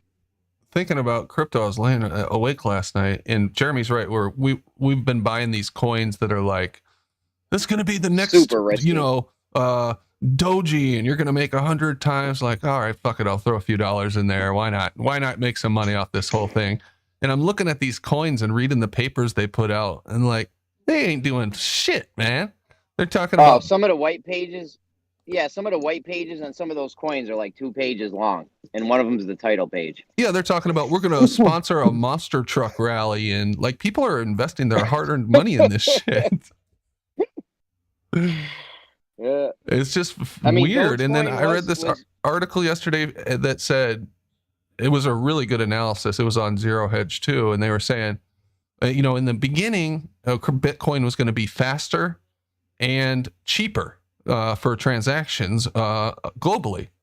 And right now, if you've ever used any of these, like Ethereum, or the fees are out fucking rageous. Bitcoin's still cheaper though. Bitcoin is still cheaper and it's faster than if you do a wire transfer through your bank. It takes days. It costs $25. You're kidding? You don't have Venmo, huh? I've got I don't use that. I got Cash App, Venmo. Yeah. I'm using all that Hello? shit, man, for Brandon. a while now. Yeah, you're working. You're coming through, brother. All right. I wanted to come in and stick up for Bitcoin. Jeremy, I wanted to ask Jeremy, how long have you been into it? The altcoins and stuff. I've been into crypto since Bitcoin was about $100 to $200. Oh, wow, man, nice. Because I wanted to come in, and the thing is, there's a difference between what you're talking about, Brandon. You're talking about smart contracts and stuff like that, and looking into that. You should be really watching the charts. The stock market's a scam as well, and Bitcoin's manipulate. Oh, it's not just Bitcoin. Those cryptocurrencies, they're all manipulated the same. But the thing is, the big difference is you have control of your money. You don't have to go to an investor. You can do the same as them if you understand the principle that these things are getting manipulated, and you understand that that stories, you know, like if suddenly if Pepsi said they were going to join up with Coca-Cola, yeah, The and they were going to become one flat. company, but they were going to keep the brands, the stocks prices would go flying through the roof, right? So it's the same kind There's of a thing name in for that. crypto, and you can watch that manipulation. But Jeremy said he's made a killing. I've made a good bit of money off it as well. Not made me rich, but just by watching the markets and understanding about what smart contracts are, and you can buy this coin, we're going to invest in this. If you actually understand what they are, you'll actually make money at it. You will actually make money. But yeah, I agree with you when you say it's a scam. It is. And some of these stories, I'm going to fund a monster truck. I was laughing because that is, I've seen them as well. It's quite funny. You can actually make your own Bitcoin and write your own smart contract and have people invest, and it's like a Ponzi scheme. Right. Yeah. Because if you started off and you get them on the ground floor day one, all it has to do is go up a little bit and you ride a wave and then sell your shit. You become a millionaire overnight, basically. It reminds me of like that fable. Thing. I've got to tell you this. I've got a video channel just based on crypto. I done live streams doing crypto, right? And I was calling out these scams, right? I still there was one example. There was one of them things you're talking about, and it was community based. They have their own messenger, their own Discord, and all this kind of thing, and it becomes a big community. But the one what was the name of the coin? Well, it was a coin, but do you know the difference, Jeremy? This was you could trade on their platform, but also you could trade offline on an actual like an exchange, right? And I found the exchange that you could trade on. Now I knew the community, and I noticed a pattern within this, and I started earning. I was getting good money off the platform, but instead of me reinvesting it on the platform, I was taking it all off. I was trading it and taking Ethereum for it when it was 2 cents for a transaction, not now. It's like what Brandon said. It costs. It's like $50 fucking. Sometimes it's like $100. Yeah, but that's just for there. Yeah, but that's a different blockchain. That's different from Bitcoin. That's not the same. That's a separate entity. The Ethereum chain is insane. The Bitcoin chain is reasonable. It is. The smart chain's fine. That being said, I can see all you motherfuckers are not running your crypto tabs. Get on that. We need this money. It's a scam, but still do it. Yeah, I would encourage because I'm already involved. I would encourage people to look at the charts, learn how to read charts, and learn the psychology, because it's all about. I would recommend, you need to look into the charts and understand it, and then it's worth putting $100. It's a double-edged sword, though. It's like you get fat off of making the demon fat, but eventually the demon eats you anyway. But, well, the demon's going to eat you anyway, right? But the demon is why going accelerate to eat it? But why accelerate it? That's all I'm saying. Like, I'm not trying to be a part. Not accelerating. I know I can make a killing by putting money into vaccines and shit, right? But I don't believe in it, so I'd feel how about like I'd rather not put money into the vaccines. You know what I mean? Right, just because I'd rather not. Right, but wait a minute. How about this then? Right, there's an offset. There's always an offset. It's just I feel like it's a sellout move. Yeah, but how about I take that money, right? I take that money out of there, and I introduce it into something that's worthwhile in the real world, like to slow down the process. Wait a minute. To slow down the process of this oppressive fucking entity that seems to be ruling their lives. How about that? Well, I mean, you're giving I'm taking it off them, so I'm slowing it down. Yin and yang. You're starting it with the power of purchase. I don't know if it's it's worth it. It's all about exchange energy. It's a personal thing, right? It's like like you chose to do that, I chose to do this. Like personally, I feel like it's selling out. And that's not to put you down, because you have your justifications that I don't, Is that you, Graham? Right. Yeah, what's up, buddy? Yeah, that's why I'm not fucking shit. Hey, listen. By the way, a nice one. And I respect your opinion. That's why I wasn't arguing. Go to my channel and listen to a video. I didn't talk in it, right? It's a 2-minute, and I've entitled it Brian Cox gets schooled again, right? And it's all about he was having a lecture, right? And it was a question and answer, and this guy got up and started talking about plasma, and he said, "Well, Brian, isn't all the observable matter in the universe 95% plasma?" And Coxie, he shut, and I thought of you straight away, because I thought you, and I seen this years ago. And the thing is that I just came across it again. It just reminded me, and I'd seen you in the chats, or whatever. But if you go to that, and it totally, it's just another, what do you call it? Another truth bomb. And the thing is, Cox, the first thing that he says was, "Oh, but that's wrong," and the audience laughs, and then he progresses to get his way out of it and then agree with the guy, and in the end up, this guy got the microphone taken off him, as he was. It's brilliant. Go to my chat.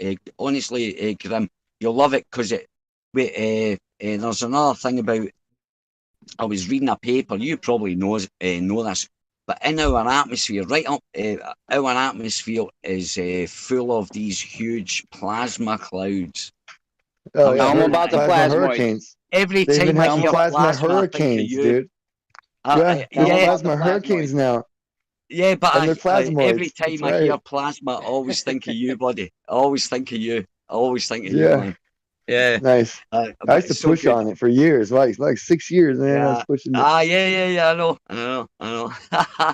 That was good though, but it was just Brian Cox saying that. I'm thinking, you know, that electric universe. This year they discovered. Well, they discovered it in 2014, but they studied it all the way up until this year. They released their findings, and the mainstream has now adopted plasma hurricanes do exist over the planet and rain electrons, and that these are probably a common phenomenon that happen on other planets as well, and leads them to now understand that there's a much stronger electrical connection and energy transference methods than they ever even thought possible without invoking electric plasma cosmology ideas. And see that it's starting to move into mainstream, which is pissing them off in gyms, right? They attacked me and did all kinds of shit the other day. I left the thing. I've seen it for years. For years they did it, but let me just say they start calling me a racist and stuff, going outside of the actual information and trying to get me on a personal level. Let me just say something. I just want to say something about if people get confused and don't understand about electrical universes and stuff like that, they should go and listen to a guy called Richard Crowther about his lecture on black holes. You don't have to understand about black holes, but listen what he's telling you, what science is telling you about how they're just making things up, right? And that's you mean Stephen Crothers? Stephen Crothers, sorry. Yeah, but the lecture he does on black holes, I mean, that it doesn't matter if you don't know anything about what science or anything. Listen, the way that he describes what they do, how they're making up, they've got names for, non-rotating massive black holes. Rotating. Is that the Sky Scholar guy? Yeah. Right. No. Anybody got a specific Stephen Crothers. link or something? Yeah, Stephen J. Crothers, on the nonsense of black holes. I mean, if you just look that's it. It was a brilliant lecture. In black, in YouTube or something, you'll find that there'll be lots of different stuff from. That's a starter for everybody. Yeah, that's a starter for them. That's the best That's the best one I can recommend because he goes through logic as well. He doesn't just. You don't have to have a degree in science to understand what he's telling you. Yeah, well, he points out that in no three of the Big Bangs. First, he points out, hey, there's 3 Big Bangs. They never tell you which one they're talking about when they're telling you about a Big Bang. Then he turns around and said, and then there's like 4 types of black holes at that moment, right? And so none of those, no 2 of any of those black holes can fit in any one of the 3 proposed Big Bangs. So immediately, because none of them are asymptotically flat, none of them are asymptotically curved, or all like, which one do you see? Is that, you know what I mean? Like, it's just like a joke. And that was the greatest. It took me 50 minutes. It's math. He calls it math magics. He's the one that starts. That was the guy that coined the phrase, and I've heard people copy that throughout. But he was that was the first. I copied it. Yeah, I copied him right away, and I was like, no, but I'm saying he like that, brother. Yeah, no, but I'm saying he copied. Not he copied that. People have copied. Coined it. Yeah. He coined it, and other people have copied it. Not just you, not copying it. You said it was a good. Oh, I know. Lots of people have. Yeah, exactly. Without even knowing it came from where it came from. Yeah. Yeah, exactly. And because I've heard it throughout, and nobody knew it came from. Well, whether he coined it or not, but he. Same thing. Same page, dude. We're twinning right now. Same thing. I've heard it from all kinds of people who don't know about him. I'll tell you who I recommend is that Sky Scholar guy. He's fucking good. Yeah, he's funny too because he's so like elementary about stuff. He's not intellectually, but like innocent. Like even in arguments, he's very polite and doesn't get too shitty or You know what I mean? And he keeps his voice, and he's just like really, I don't know. He's fun to watch for me. He's in a zone. Yeah. Must be. He uses his hands a lot. He's like always throwing his hands in front of himself, you know. Who's that Sky Scholar? Yeah. Really, Robitaille. Yeah, his name is Pierre Marie Robitaille. He's really intelligent fella, and right, yeah, he talks about the microwave background radiation and bullshit like that as reflections of the ocean. The picture of the black. He debunked the picture of the black hole that they took. Yeah, immediately by pointing out that it's not even actually a picture. First of all, it's a computer-generated image of stock of 3,000 something stock images that they had, supposed to tell you. It really is. Oh, hey, Grim. But what do you think you do with your digital camera, huh? Is that a picture? Yeah, at least I took it. At least I actually visually got the sensor to see that. You know, when they took the pic, when they claimed to have taken the picture of the black hole, they got so much data from that they couldn't even send it over the internet. They had to pack it up in hard drives and physically ship it to the place. That's how much data they had to go through for a picture. It's like they're definitely full of shit. It's just for a picture with 2 fucking pixels on it. I feel like that's a story they told. There's like 3 pixels of information on here. We need truckloads. Oh, did you see the picture to hold this stuff? Grim, did you actually see the? Did you ever see? They actually there was a video out there, right, when they first recorded that. I think it was 2 black holes colliding. There was something with what you're talking about, right? And what they said was this must be 2 black holes colliding. They had a synchronized. Listen, they had a synchronized all over the world in all these certain institutions. There was about 5 institutions. They had a synchronized revealing of that picture. It was a big event just about 2 years ago, right? And people, this was the fucking, and they showed that picture. It was like 4 pixels or 2 pixels. It was weird, man. It was these squares, right? Squares with these colors on it, maybe little blurry squares, right? Like 2 of them got faint, and then one. That's it. But the freaky thing was, right? What was freaky about it? People stood up and started clapping and cheering. Right, because they're just mesmerized. This is not real, man. What the hell's happening here? They were standing up and they were cheering at this picture, this image on the screen of these, you know how they show if you zoom in, if you have Photoshop and you zoom in the high zoom, it turns into like square colored. Oh, it was horrible, bro. I saw it. I saw exactly what you're talking about. Yeah. Because I had the same feeling. Like, that's a thing to make a person feel sick. Like, that doesn't make any sense. And you're sure you just saw that? Yeah. So if anybody doesn't know on the horizon. Oh, go ahead, Grim. No, it's nothing. Yeah, I was just gonna say, if anybody doesn't know what we're talking about with this black hole photo, this is what they came out and said. What was that? 2-3 years ago, they said that they created. They took a picture of a black hole. This is what a black hole looks like. No, that's what the tip of Snoop Dogg's blunt looks like. I saw that one. Yeah, that it's was also a what good one, a fucking plasma toroid. It's also what a plasma toroid looks like. But it's not actually a picture, as you guys were pointing out. They fed it through all these algorithms, and it's just nonsense. Absolute nonsense. The lady who made this, or who was like at the center of this project, explains it all. There's a YouTube video of her out there. I can't remember her name, but they basically just used some kind of machine learning AI algorithm to come up with what it might look like, what they think it should look like based on the data they had. It's just nonsense. The amount of data they had was, I'm telling you, it was so much data, they couldn't even send it over the internet. They had to physically load hard drives onto trucks and ship them. Is that their story to you? That's their story, yeah. Yeah, do you believe that, though? I mean, that doesn't help that their much case. Data? If that was true, that doesn't help their case. Right, that all they showed was that. Yeah, you had trucks and trucks of hard drives filled with data, and you got these A few pixels? How'd you manage that one? I don't understand. Yeah, me neither. Just does not compute. What will be the data? Like, isn't a flash just a flash? Like, what will make the data greater than a camera down here? Like, what's the logic there?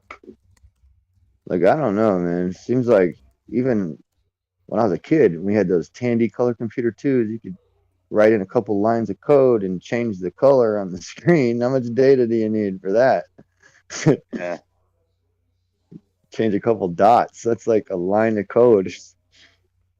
Yeah, here it is. Katie Bowman, that's her name. She did a TED Talk, and in this TED Talk, she explains all about this process. Globebusters did a really good job actually tearing this apart back when it came out. But you can just watch the video and you'll see for yourself. They basically marketed it as a picture of a black hole, and then in the background, for people who were paying attention or actually listened to what they were saying, they were essentially saying, no, it's not really a picture of a black hole. Exactly.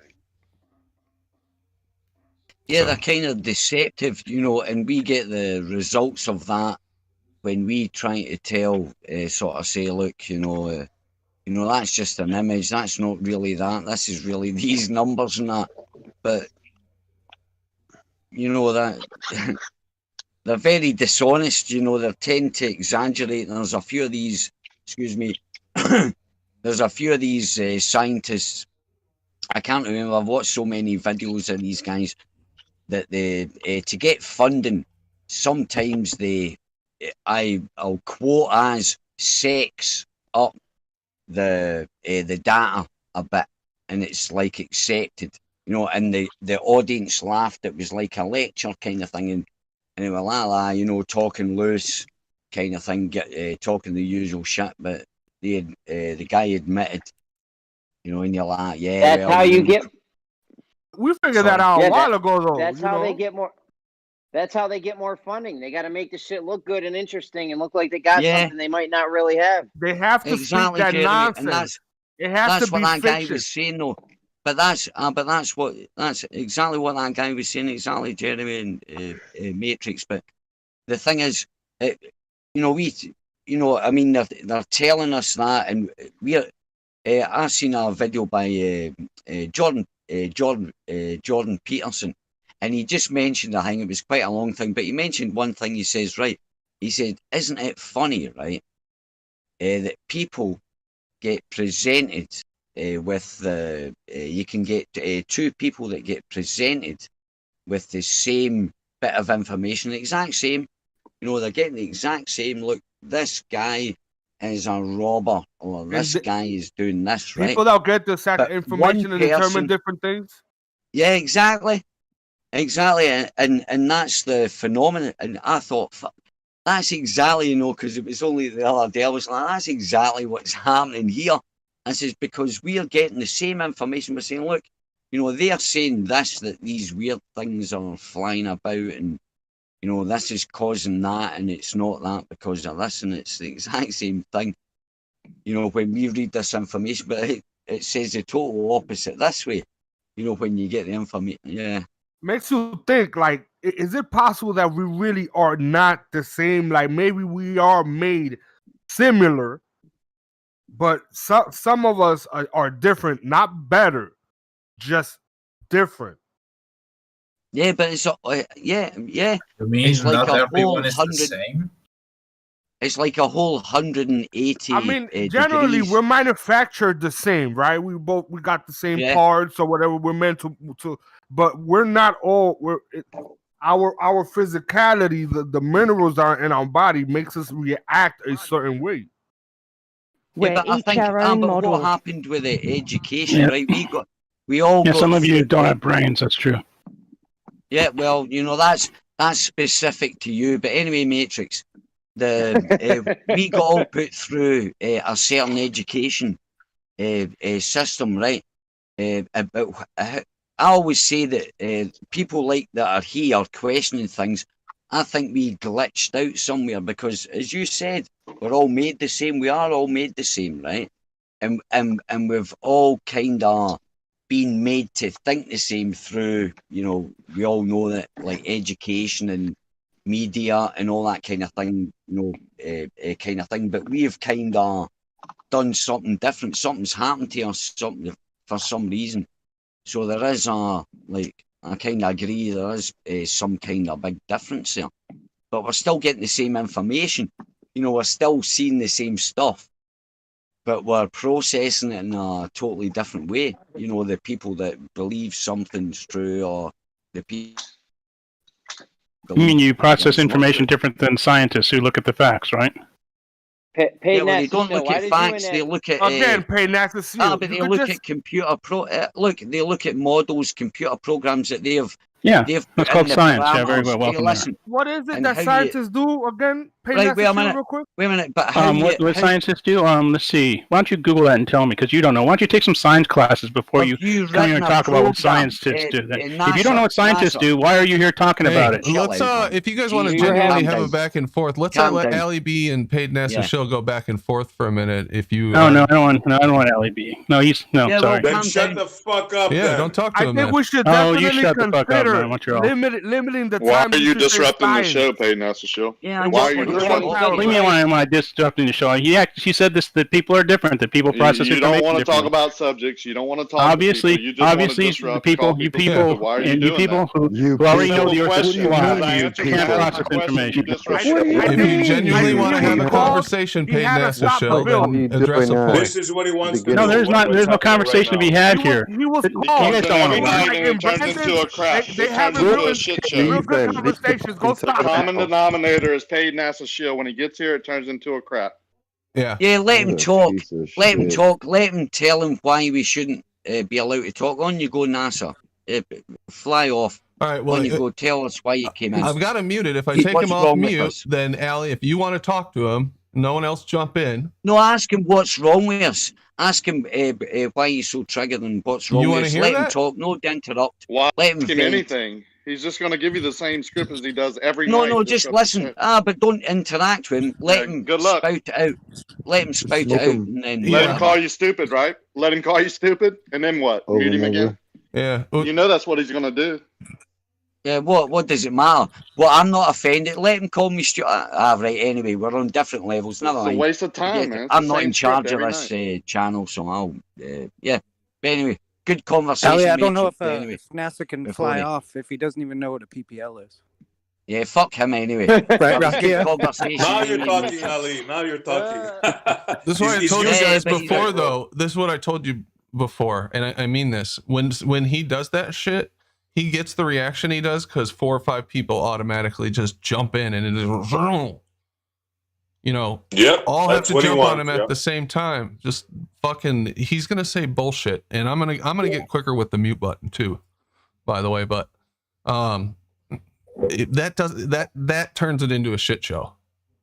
Really I have personally muted him, and it was the best thing I've done. Don't want to hear. Brandon's right. Brandon's right. We got to try to show some self-control. Let's not let it turn into a shit show the second one of these dumb fuck Globers shows up. That's what they're here for. The show was great for an hour. He came in, and guess what? Here we are. We were having such a nice time. Yeah, that's what I'm saying. Common denominator is him. Right. Well, there has been times where he's had a good interaction with us, where he's come in, had a good conversation, had input. But there's other times where I don't know. Always left he a does bad what you're taste describing. in your mouth. What's that? You're still leaves a bad taste in my mouth. I'm just playing. Yeah, but it is what it is. I'm more than happy. We don't want to turn into an echo chamber. We don't. And I don't think with this crowd, there's any chance of anything ever turning into an echo chamber. But I don't want to shut the globe out. So if anybody wants to come in and have a reasoned discussion or a conversation with us, if you disagree with us, without turning the fucking show into a shit show, then you're more than welcome.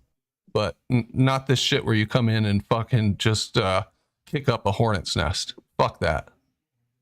Can I just say something, guys? Right, listen. It's I think he is a odious piece of shit, but I was interested just to hear him spout some fucking. Tell us how you really feel. Reputable shit. Yeah, no, I just really wanted to. I just wanted to hear him Well, I just wanted to hear him continue what he was going to say. That's all. That's all. To be But fair, Brandon, I agree. But without all the He's a horrible. times- But anyway, insults, though. let's drop the subject. As Brandon said, drop the subject. But I think he's an odious piece of shit. Just in case anybody was any doubt there, it was just I was curious to hear him. No, we knew, Ali. We were sure of it. I don't We've even never know what you doubted called him. I don't even know what you called him, but I'll second Odious. You called him an odious piece of shit.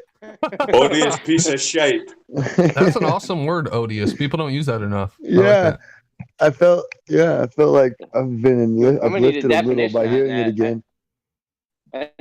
Sounds Greek. Never even heard that one. Oh, it's like ode What does it to the piece of shit. Odious I don't know. Carol would be a good name. Does it have anything to do with Odin? Was better than micro dick and clitoris. What do you do with your name? My goodness. Is that somebody's You've name? gone from micro dick. Yeah, Mike Rodick to clitoris. That's funny. Just remember, Rakia, It's if great. it's on you to prove the burden of proof is on you to prove that Peyton Asashell was a pilot. Yeah, maybe so. I do kind of feel bad because I did not serve in the military. So do I have the right to call someone out for stolen valor? You say a pirate? I can prove he's a Oh, the pirate. burden of proof is on, according to them and Gems, the burden of proof is on Rakia to prove it. I'm having mixed emotions about that. I wish I never would have done that, but and it's only because I wasn't in the military. I haven't served. I do have great respect for people who did serve, and that's why I'm calling him out. And he gets so silent. He doesn't defend it at all. It's just strange. I'm just tired of the guy coming in here and running the great show that Brandon provides for us, calling everyone dumb. It's just a waste of time. Yeah. There's no room for it. Yeah, I hear you. I agree. Yeah, the stolen valor thing, Rakia, I've heard you ask him that before, and I didn't take it as you were necessarily insulting him, but I'm personally very sensitive about that because I've had people, not anymore, but I used to be. So trolls, don't get any ideas. Shit, I just gave you ideas. You did. I used to be very sensitive about it. And once they find out that you're in the military, that's what they're going to say. Or you were in the military, they're going to fucking accuse you of stolen valor. That used to really piss me off. Oh, I thought you were going to say you were fat. I am fat. I had three jokes ready already. Yeah, I am. Like I said, I do regret it now. I wish I wouldn't have done it because I haven't been in the military myself. So I don't know if it's my place or not. I'm just trying to prove a point. This guy puts himself above us on a pedestal, 2 master's degrees, several degrees. He knows every subject. He's better than us. He talks down. It's just no room for it, right? And that's basically all I was doing, is trying to knock him down a couple of notches. Yeah. Rakia, I want to say something. If what I believe is, if you see a crime being committed, I think it's your moral duty to at least say something about it. And if it's a crime, I think it's a crime to, as you say, I've got friends that my friends that I grew up with went into the military. My uncle, my father served in the military and all that. So I would kind of, if you want to settle your conscience a little bit, at least you've got one person that agrees with you. Is I think you can't. It's your. I think it's. Yeah. If your intentions are pure, of course you should do, because if someone represents them, especially for that, because these people are, no matter what you think of the army or the military or anything like that, these guys are fucking genuinely fighting for, what they believe is you, for your country or whatever. So Being deceived, but I don't think that's the point with him. I think he is the deceiver, and that's what I fight against. That's what I'm saying. Maybe so I shouldn't have used that. I think it's okay for you to do that. I don't think you should have any doubts or anything. If you think that, so what if you do that? Fair play to you, I think, anyway. Yeah. Well, I just want to be careful. I mean, it does disrespect the people in my family and friends that have served if he's not. And when he's claiming to have 2 master's degrees, I have kids that are in their master's program. That brings their just make sure integrity. you're right. Everything is down, right? He just talks down on everyone. I don't think that's right. There's any room for it, and that's why I'm on him so much. And he cowers down to it, right? If I was in the military and someone accused me of stolen valor, I would defend it to the hilt. And I just don't see it. It's just strange. I'm going to leave that subject alone because it is sensitive. I'm not quite sure. I have mixed emotions whether it was right of me or not. But all the other stuff that I do to pay NASA show, he brings it on himself. And I just try and quiet him down and bring him down a notch so he's not talking down on everyone all the time. So just so you know my reasonings. It's not to control the show or whatever. It's just to put him in his place a little bit. If I gave that, no worries. No, well, it wasn't. It's like we've all got our different ways of handling things. Yeah, I got you, Rakia. I appreciate what you're trying to do. I get it. Yeah. Anyway, so what's going on? We got a lot of people in chat now. Somebody's got to have something they're dying to talk about. We got about a half an hour left. I'd love to have a new subject we can kick around. Damn, I need that cricket sound effect. Fuck. It's raining here. It's raining. Tell us more about the rain, Chad. Well, it's not raining men, but it's just water rain. Are you in Africa? Please be in Africa. You know what? I miss the rains down in Africa. I got a subject to bring up. Yeah, I have one also. Let's hear it. Essay. Go ahead, Rakia. We already talked about time dilation. Let's see what Rakia has. Well, as I think a lot of people know, I heard Larry Scott, who claims to be a certified surveyor, so that's his claim. On the way to work one day, he broke out his theodolite and shot a concrete slab of a building a half-mile long, showed a 2-inch drop, and which I believe is just optical, but he believes is the building following the altitude of the center of the earth, which is showing earth curve. Now, this was on Jose's channel live, so there's a video out there, right? Jose saves all his videos. I've offered Jose money. I've offered, Larry Scott, want to produce the video. I offered $100 for anyone who could produce this video, and it's been days and days, and no one can produce it. I just find it strange. This video is out there and no one wants to bring it up. The water level was discussed that morning by me and Blue Marble. Larry Scott is claiming that he's a certified surveyor and showed earth curve on this concrete slab, which if you can believe that or not, that's another subject. But I think it's fun to talk about. And where's this video? I think we all need to put pressure on people to produce it because this is, the subject we talk about. Describe the video one more time. I missed it. Sorry, Rakia. What is the video of that you're looking for? What are the requirements? Well, the key thing is that it's a certified surveyor. Okay, so this is a professional shooting over a point A to point B shot of a half a mile along the side of a building and showing point A, the corner of the building, concrete slab, a half a mile away showing that concrete slab dipping 2 inches, dropping 2 inches from point A. And he claimed that was due to the concrete slab following earth curve. Now, isn't that interesting? How would you even be able to prove that with a picture or a video over half a mile, 2 inches? I mean, what's the angular size reduction for 2 fucking inches? The margin of error shouldn't a certified surveyor, this is a certified surveyor, Larry Scott, stating this. And there's a video out there of him showing it. Wow. Yeah. Full show, one morning, one live show of Jose. I was there. Larry Scott came on his way to work, stopped here, set up, showed him live out there doing it. And Jose showed it on his channel, and it's saved out there. We just can't find it.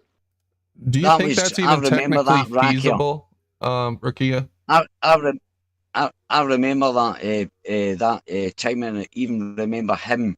What do you call it? That Lanny Scott talking about that, and he got quizzed about that. on Jose's after that he did the video, and now he does it. He was talking about it just maybe maybe last week. He was talking about it. That thing you're talking about. He said he actually measured it. Measured that what Rakir's talking about. But anyway, I've been pressing Jose for it, and you know, going on Jose's show and talking about it. So Larry Scott has to, you know, he says when the weather gets better, he's going to go do it again and blah blah blah. But you know, wouldn't that video be something interesting to play for an audience and discuss? Well, no one can find the video anymore. It seems to have you know, not exist anymore. But hopefully it's out there. I have $100 reward for it going to Jose. So I will donate $100 to Jose's channel as soon as this video is produced.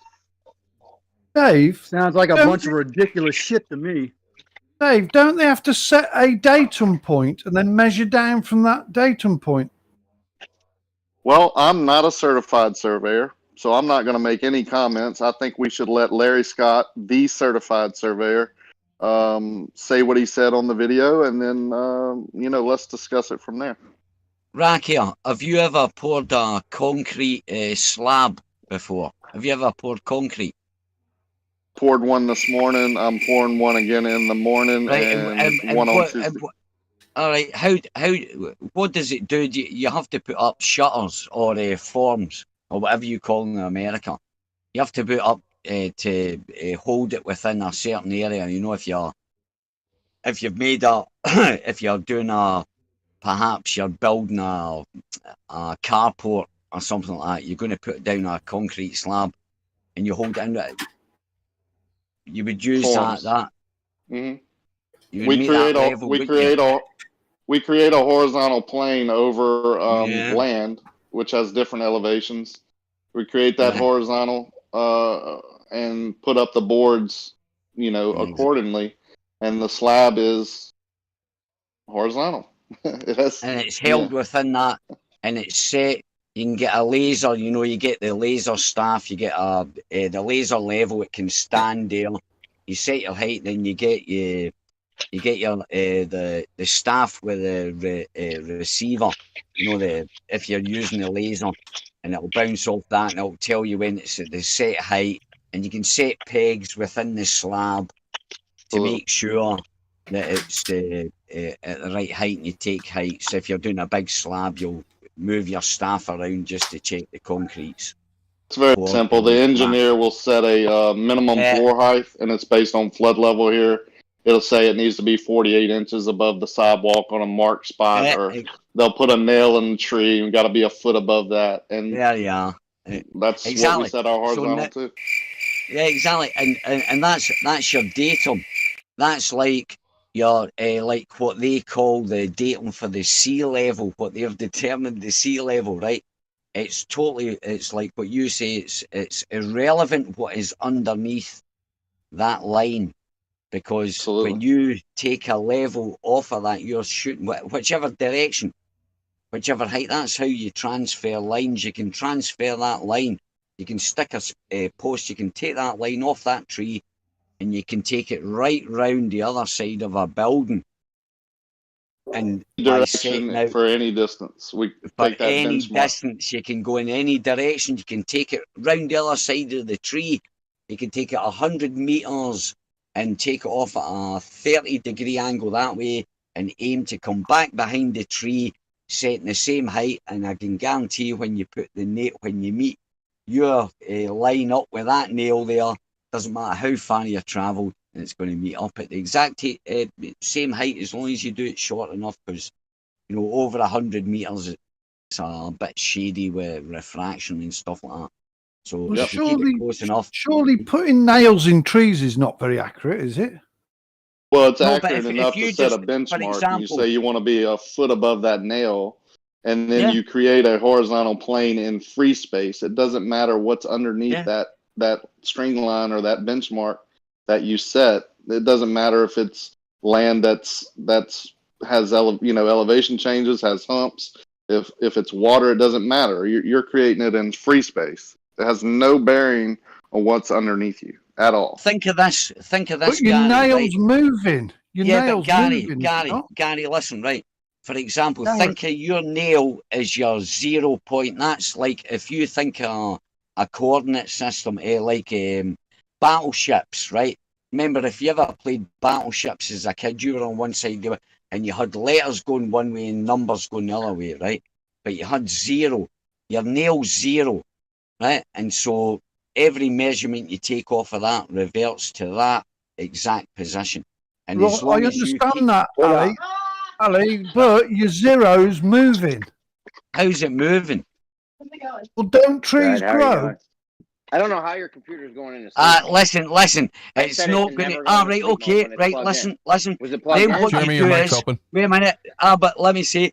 Then what Are you you do is fucking you kidding find me? out the rate How you of gonna the leave your computer tree on without it that being you're plugged putting in? your nail in grows at, and then serious right you now? measure Are the you fucking time with that me? it takes you to go No, round the you're not building serious, or no, you're and come back again. So dead easy. Oh, that was my baller answer. Jeremy, you got a hot mic, buddy. It is Well, that's growing. how you do it. The surveyors My come bad. out there and put a nail with the orange flag or to set a benchmark, set a elevation, and it's very simple. This is not hard to do. Anyone can listen to someone on how to do it. Go to their local rental store and rent an auto level and create a horizontal plane themselves and measure down to whatever's under it and see the slope or the elevation changes or whatever. It's not hard.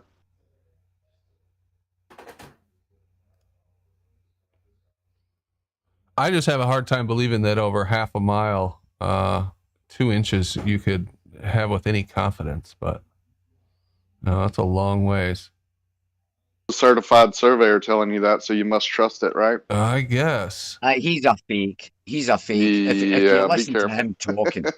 Right? But if you listen to him talking for any length of time when he's talking about his stuff, he really is. I don't want to say there's anything mentally wrong with him, but I don't think he's right in the head. That he doesn't sound like a surveyor. I've worked with surveyors. I know how professional guys talking are. There's something. He doesn't sound like any a professional, someone that knows their subject.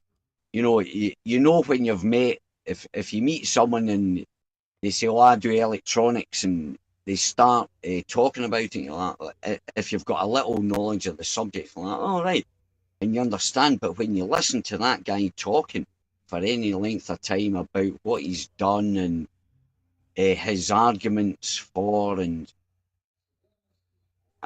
all I will say this: he got a free pass. And he must, I don't know, gave his tutor Big Apple or something. But it's a little strange for a certified surveyor to say a slab of a building is following the curvature of the earth. It's a little strange, so I'll leave it at that. They're just voice actors. They're all actors. I was told today this centrifugal force that the Earth causes, not only does it lift water 23 kilometers, it also lifts land 23 kilometers high as well. And not only that, Australia is heading towards the equator 4 inches a year. So this centrifugal Yes, force. I can vouch for that. I was told that the land stretches as well. Yes, I sir. said, "Oh, you'll have to let me know when it comes past the UK. I'll jump on." You know what else they said, Brian? You ain't catch the good weather. Yeah, Ali, they check this also out, bro. said. You know what else they said? Also said they also said the Earth was formed as an oblate spheroid. Yep. How about the water, Brian? Did you catch that part? I asked them. No, So if the Earth stops spinning, will the water, the hump, will it remain like that? And they said yes. I swear to you, it's taped. I mean, I'm not making it up. They're dumb. They're dumb then, right? They're dumb as rocks, Ali, bro. They're dumb as rocks. Yeah, we know that, and they don't understand then, because the only reason there's bulges is because it is spinning. Huh? Well, that's what they say, but Yeah, when you exactly. use, when So you, if it when you stops use a spinning, plumb bob, it is perfectly vertical and not affected by this centrifugal force that's moving Australia, for fuck's sake. Yeah. I asked them directly today. So you tell me there's a centrifugal force spinning the equator, a bulge of, what did they say, Brian? 23 meters? 23 kilometers.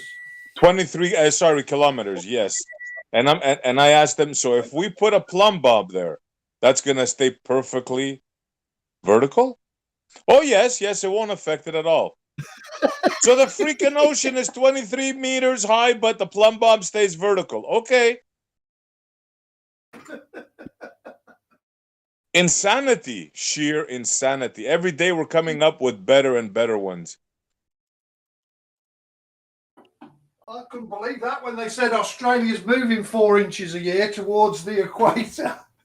Oh, that was a killer. But then when they said the whole Earth expands because of the centrifugal force, I mean, that is the latest one. That came up today. Wow. Yeah, but it doesn't affect a plumb bob. At all. And do you know what they told me? It's weaker. It's not, let me get this right, 0.003 of the energy that gravity's got in it. So, I mean, they say gravity is the least force, and this is 0.003 of gravity. Wow, that's a new it's one. moving Australia. Wow, that's some special kind of not power. Wow. Ludicrous.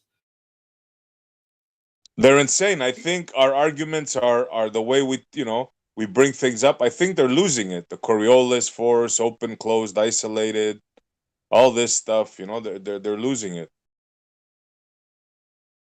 Oh, they were going on about Coriolis. Was you there then? I believe so, yeah. And they said it's not Earth turning underneath you. It's that you're firing the bullet to a place that's actually going slower. Yeah, so, from one latitude to the other. Yeah, they're insane. I've heard that story before. Yeah. So a small deviation in speed of the Earth, what you stood on the Earth, but what was it? 400 and something meters per second of Earth spin. It's not affected with that. Well, Kosho's here. Let's ask Kosho if the bullet's spinning or if the Earth is spinning underneath the bullet. Brian, speaking of that, Australia moving 4 inches a year or whatever, and it's heading towards the UK. Get back to the motherland. Wouldn't it end up under the UK? Isn't it like subducting, right? So, you know what I mean? Wouldn't it go under the UK? Australia basically disappear, right? Apparently, in time, it's going to end up at the equator. Everything, all the land, just like a tennis ball when they spin the water, right? It ends up all at the equator. Yeah. So I could understand it if it affected everything else on Earth. Like anything that's suspended should be hanging towards the south, shouldn't it, or the equator? Yep. But it's absolutely not. Is this all mathematical? I mean, obviously, there's no way to measure how little of movement is this. 4 inches. 0.003 of gravity is the centrifugal force, but it distorts a planet. Well, not only that, right, Brian? They say that the new Pangea, what are the Nuevo Pangea or whatever, where all the continents are going to come back together in this one big community, right? This big blob. So that means the rest of their ball is all water. Think of the imbalance, right? With all this mass that's on one side of the ball. Yeah. With all the continents together, right? Could you imagine? It is so. I can't even imagine it. Yeah. No, it's beyond imagination. I mean, how they think the fucker up. And we're just talking about one speed now. Yeah. Let's not get into the other speeds, right? The other so-called rotation. It's just so nonsensical. Humans of Earth in chat says it's arrogance that makes people this confused. He thinks we're confused. Personally, why don't you come on I want to see the evidence. Straighten us out. Ask him why he's got a force that can bulge water up by 23 kilometres and pull Australia towards the equator, but doesn't affect a plumb bob. Here's a thing for SE. Do you know how you say there's 11 forces acting upon the Earth or something like that, and they say it all equates out and then adds up to this direction, yeah? Yes, Ali, the vectors, yes. Right, okay, now think of the Cavendish experiment, right? There's two forces acting, right? There's one in a downward direction, there's one in a horizontal direction. Well, that would tell me that the mean of the forces would be a downward direction in a vector, according to the forces. Yeah. Funny you should mention that. Oh, just one second, guys. There'd be three vectors, and the vector would be the equal of the two. You know, the opposite forces. So it would be pulling it kind of in a angular vector towards the ground, right? Hey, we've had Gem Panda join us. What's up, Gem? Oh, hi. all right. Good evening. Hey, Gem. How you doing, man? I think Brian seems to be confusing the movement of tectonic plates with centrifugal force for some reason. Tectonic plates? What moves the tectonic plates then? I don't know. Wouldn't be centrifugal force, would it? I don't think so. I don't think anybody's claiming that. They just move on their own? Perhaps they just like it, and not at the equator. Maybe it's nicer there, and so they thought, "Fuck it, we're going to drag Australia over to the equator." Well, if it's moving there at 4 inches a year and it's thousands of miles away, it isn't that keen on it, is it? It's ludicrous, mate. How do you measure something that moves 4 inches in a year? If it's measured, it's not ludicrous, is it? If you have some alternative measurement which shows that this one is incorrect, then show that measurement, but you don't. What do you think the reference is? You're just pitching it in a way that makes it sound silly as a way of making it sound silly. How did they measure it, You're Jim? not actually showing it to be silly. Jim, how did they measure it? Stake in... I have no idea. I don't really know a lot about it, but I know that there obviously are claims that continental land masses are moving further and closer to each other. And I'd hate to beg the question, but where was claims Australia? are born out of the idea of tectonic plate theory. Couldn't just be erosion on one side of the continent and build up of extra land on the other side of the continent, could it, by any chance?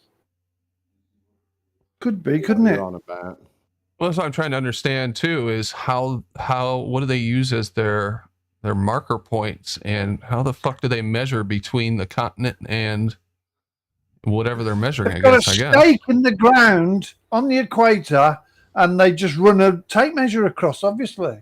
Huh. Well, I have no idea. I have no it's idea absolute nonsense. Well, maybe we can use that tape measure you're a clever. We could use that tape measure if they have that, Brian. That would become in handy. Maybe we can get our straight line done, Jeremy. Banto, your feet are getting how'd they measure further and 4 further inches? away from Australia. I can tell you how the continental plates move, how they say they move. They're floating. One rides on top. When they meet, one rides on top. One goes on the bottom. Good job, Terry. And presto magnifico. And once in a while, when they rub, earthquakes. Simple. Just have to imagine. Do you think, though, it's important that when you're, broadcasting to 80 odd people and you're mocking these ideas, do you think it's important that you actually get them right and you aren't confused by, confusing tectonic plate theory with centrifugal force? I wasn't explaining both. I was explaining one. Did I get that tectonic plate theory Brian, I think, incorrect, led Jim? the charge on that one, but I never my comment that I made was that it's arrogance that leads to this, and I think it is, because if you really had some earth-shattering information which showed one of these ideas to be completely incorrect, I don't think your approach would just be to try and take the piss out of it. I think you would show what your information was that demonstrated this to be incorrect. So I think when you take this approach of just mocking an idea, it doesn't seem very compelling. Well, like you guys have done to us for 5 years. It tells another story. Well, all you have to do is ask, Jem. I can tell you. What leads me, anyway, to believe that they're full of crap? Because it's a piss poor argument. Besides that, I want to give him a scientific reason.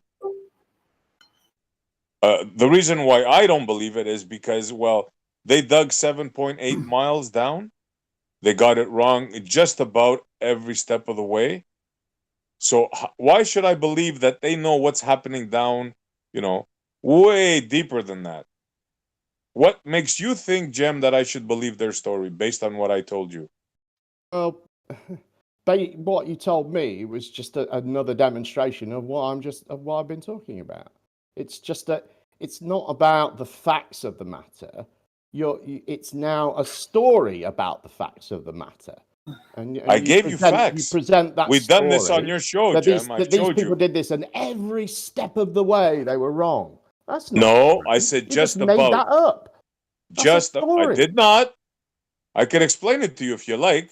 You don't need to. Been through it many I times. have already, Jem. Don't be fake. We've done this on your show, bro. You know That's the why deep you don't need to do cola it again. borehole. However, if you feel the need to do it again, go ahead. Go ahead. Never mind. I know I won't get anywhere. No, I won't stop you, honestly. SE, explain it to me. I've not heard it. Explain it to me then, if you wouldn't mind. Not at all, Ali. It would be my pleasure. Yeah, go for it. Yeah, good. Well, the Americans and the Russians, like they had a race in space. They had a race to see who can dig the farthest. Eventually, the Americans gave up, but the Russians managed to get to about 7.8 miles, if I'm not mistaken. So they made predictions of what they would find, all the way down, like they do, because it was like a research thing and sort of like a race. So they said, we're going to find water here and this table there, and there's going to be so much temperature here. And wow, what they found was they got, for example, the temperature, it was off by 100 degrees Celsius. That's, they very found way out of the container. Can I ask a question, SE? For sure, Ali. A question? Yeah. Were you surprised they got it wrong?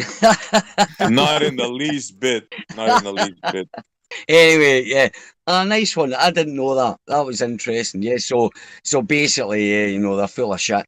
So, right, Jeremy, what's that then? What about, how would you respond to that then? It's, as I pointed out, that is a story. It's a story that SE told, and it's a story that you just believed because SE told it. You didn't require any more confirmation. You didn't require because SE's very trustworthy. Okay, well, if that's good enough for you, that's fine. That's not good enough. Don't you think SE? Well, how does your story differ from SE's, Jem? Well, first of all, I presented Jem. That's a good question. I presented on his show evidence. Good question, Jeremy. Answer what that. I would say. Well, okay. What I would say is, briefly, SE's story is an absurd exaggeration of what actually happened. What actually happened? Hold on. Yeah, what actually happened? Yeah, it's an absurd exaggeration. It wasn't 7.8 miles. It was 7.6 miles. Yeah, let Jeremy answer, for fuck's sake. Let Jem answer. It's an absurd exaggeration of what actually happened. And anyone can just go and look. You can go and what look actually this up. happened. Hang on. Look, there's no point in me saying it, is there? I'm going to say what I consider happened. Essie's going to argue with it, and you're all going to agree with him. Because, as Ali just demonstrated, you desperately want to agree with him. My advice to you all is, if you're interested in truth, which none of you are, go and read about what happened and see if what Essie said is an accurate interpretation of the events that are reported. And you will Why find don't that you it's tell us not. how he's wrong? Yeah, I'm reading about it. What's inaccurate? What was the exaggeration? Well, I'll just say generally it's an exaggeration. How so, Jem? How so? told you. How deep did they dig? You didn't I tell mean, us. We should be keep able to asking you, and Google you that, keep shouldn't avoiding they? the question for some reason. How is it different? Because the reason I'm avoiding the question for some reason is because it's irrelevant. I don't care about the Cola Deep borehole. I have no real interest in it. It's Okay, but something you made a that positive claim saying it was different. Let me finish. It's something that I've come across while I've witnessed many of these arguments taking place. So over the years, I've picked up various bits of information about it, and I've read stuff while people have been making claims about it. Mostly, actually, while SE has been making this exact same claim. So I know a little bit about it. But my point isn't some detail about the Cola Deep borehole that SE has got wrong. That's not what I'm saying. What did SE get wrong? My point is, it's a story, and if you're telling a story, you can't expect people to take. Why are you talking over me, Jeremy? What's different, Jem? You do now. You're not listening to a word I'm saying. What did he exaggerate on? You're not listening to me either. We're listening to you. You made a positive claim saying it was different. Okay, so let me repeat it. Yeah, for you, Jeremy, you're not in Jem's show at the moment. Maybe it's because I'm being interrupted so much that you're not actually hearing what I'm saying. It's because you're dodging the question. What did SE get wrong? I'm not. Look, I haven't come here. Your whole point is based on the premise that he got it wrong. I haven't come here and you interrupted me already. That's the premise that you based it on. Jim finish. Yeah, let him finish. You guys are kind of dogpiling him. Let's hear what he has to say. Although I do agree, but Jem, it would be good if you answered the question. Why? Because that's what your point is based on. That's the premise it's based on. My point was not because about if you want to have a conversation, you need to answer questions. That's you're why, interrupting me, Paige. I know. My point was not about the Cola Deep borehole. When I made my comment in the chat, Brandon, and you invited me in here, it wasn't because I'd made a comment about the Cola Deep borehole. I'd made a comment about the confusion and the arrogance that leads to that confusion. And what we're witnessing here is another example of that arrogance. And that's the point I want to make. I don't want to argue some ridiculous detail that's entirely irrelevant to this greater argument about the Cola Deep borehole. And how the people are acting, not the actual argument. So what? I would just what like do you to think add. I'm making my argument, Paige, not your argument or the one that Jeremy wants me to make. I'm making the one I want to make. Yes, I know. Yeah. I'm not here. So you have no evidence for your errant claim that he exaggerated and got it wrong. You're not here to actually argue about the point of what this whole conversation is about. You just want to argue about how people It's not what the whole conversation was about. No, it was about arrogance. I'm saying this whole community, Jim. That's what this community is about. You don't want to talk about that. You want to talk about people's arrogance. In fairness, it wasn't. When he made the comment, we weren't talking about this borehole. We were talking about something else. So what do you think is the proper approach, Jim? I think all of you need to be a lot more humble. I think if you're claiming, like for instance, Jeremy is a good example, who told me yesterday that, quote, we've got the science because Anthony Riley dropped an egg in some salty water. And this apparently debunks all of known physics. Debunked. Can you... He did drop an egg. He did drop that egg in the water, though. You can't deny that. Fucking science, how can any sane adult honestly 100%, believe man. that that's a true thing? Let me ask. That Anthony Riley did an 8-year-old science experiment, and that debunked all of known physics. How can anyone possibly believe that unless they are astoundingly arrogant? Who made the who made the comment that it debunks all of known physics? Well, it proved it proved all known physics. It proved all known physics. Actually, it's a straw man, bro. How is it a straw man? Because you're saying it debunks all known physics when it is known physics. Proves there's no gravity. Yeah, exactly. That it's would known be a physics. debunk of all known physics. How is something that's known physics debunking all known physics? It's not. It's being misinterpreted by Anthony Riley and by people like Jeremy. Oh, but you're dealing with these intelligent dudes, and they're doing that. They're doing that. And that misinterpretation is born out of their arrogance. Because a reasonable person would go, hold on a minute, an 8-year-old science experiment debunking all of known physics. Okay, and what's your fallaciousness born out of, Jam? Surely there's some other thing I need to consider here. What's your fallaciousness born out of, Jam? Jam, you just be making shit up. That's what you do. Could I actually go back to the bit about the arrogance? Hold on a second, Ali.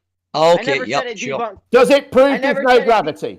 No, your turn to talk again, Jim. This isn't your fucking channel. Jeremy, that's why I said it was a straw man, because I know you didn't say that shit. Jim, you have to let them answer you. He asked me a They let you talk. He asked me a question. I'm answering his question. We didn't even get to hear. We didn't get to hear him. Let's give good point, Paige. Let's give Jem and Jeremy the floor. Jeremy, your mic is back to what it was. You're low again. If there's anything you can do to fix it again. He dropped out for a second, I think. We'll give him just a second to come back. So obviously this is a continuation of an argument you guys had before. Do you think that what's his name? Sleeping Warrior did was an experiment, Jem? Yeah, he already called it like an 8-year-old experiment or whatever. I would say no, but not when Riley did it. All right. We Well, did a proper science experiment with an independent and dependent variable. We validated a hypothesis. What have you done to show that objects move up or down in a medium, Jem? I'm not confused about the causes of these things. I don't need to prove them. What is the cause? What's the cause? But tell me more about the 8-year-old science experiment. Hold on, you're not confused about the cause. What is the cause? Do you think that this experiment shows that there is no gravity? I asked my question first. You're not confused about the cause. What is the cause then of things going up or down? Gravity. Answer my question. Which is what? You need to expand on that. No, I don't. You need to answer Gravity my question now, as we agreed. As we agreed. So my question, Jeremy, no, he means little G. That you are desperately trying to avoid space-time bending? Is does this experiment show that there is no gravity as Anthony Riley claims? It shows the cause for why things move in a medium. Now, what do you mean when you say my turn? I answered your question. It's my turn. When you say gravity, you mean space-time bending, right? That is the current scientific pseudoscience for gravity. Am I correct? You know what I mean by gravity. You have to prove gravity. Yeah, space-time bending. Now we have a real scientific experiment with an independent and dependent variable. And what do you got? Jack shit. Oh yeah, tell me, in your real scientific experiment, what did Anthony Riley measure? What did he measure? He found the cause to an effect. However, he used a meter to make a measurement. What did he measure? He found the cause to an effect, Jem. What are you talking about? What did he measure, Jeremy, using his meter? I don't know what meter. He made the water more Does it need to be measured, or can it just be observed? Oh. No, hold on, wait.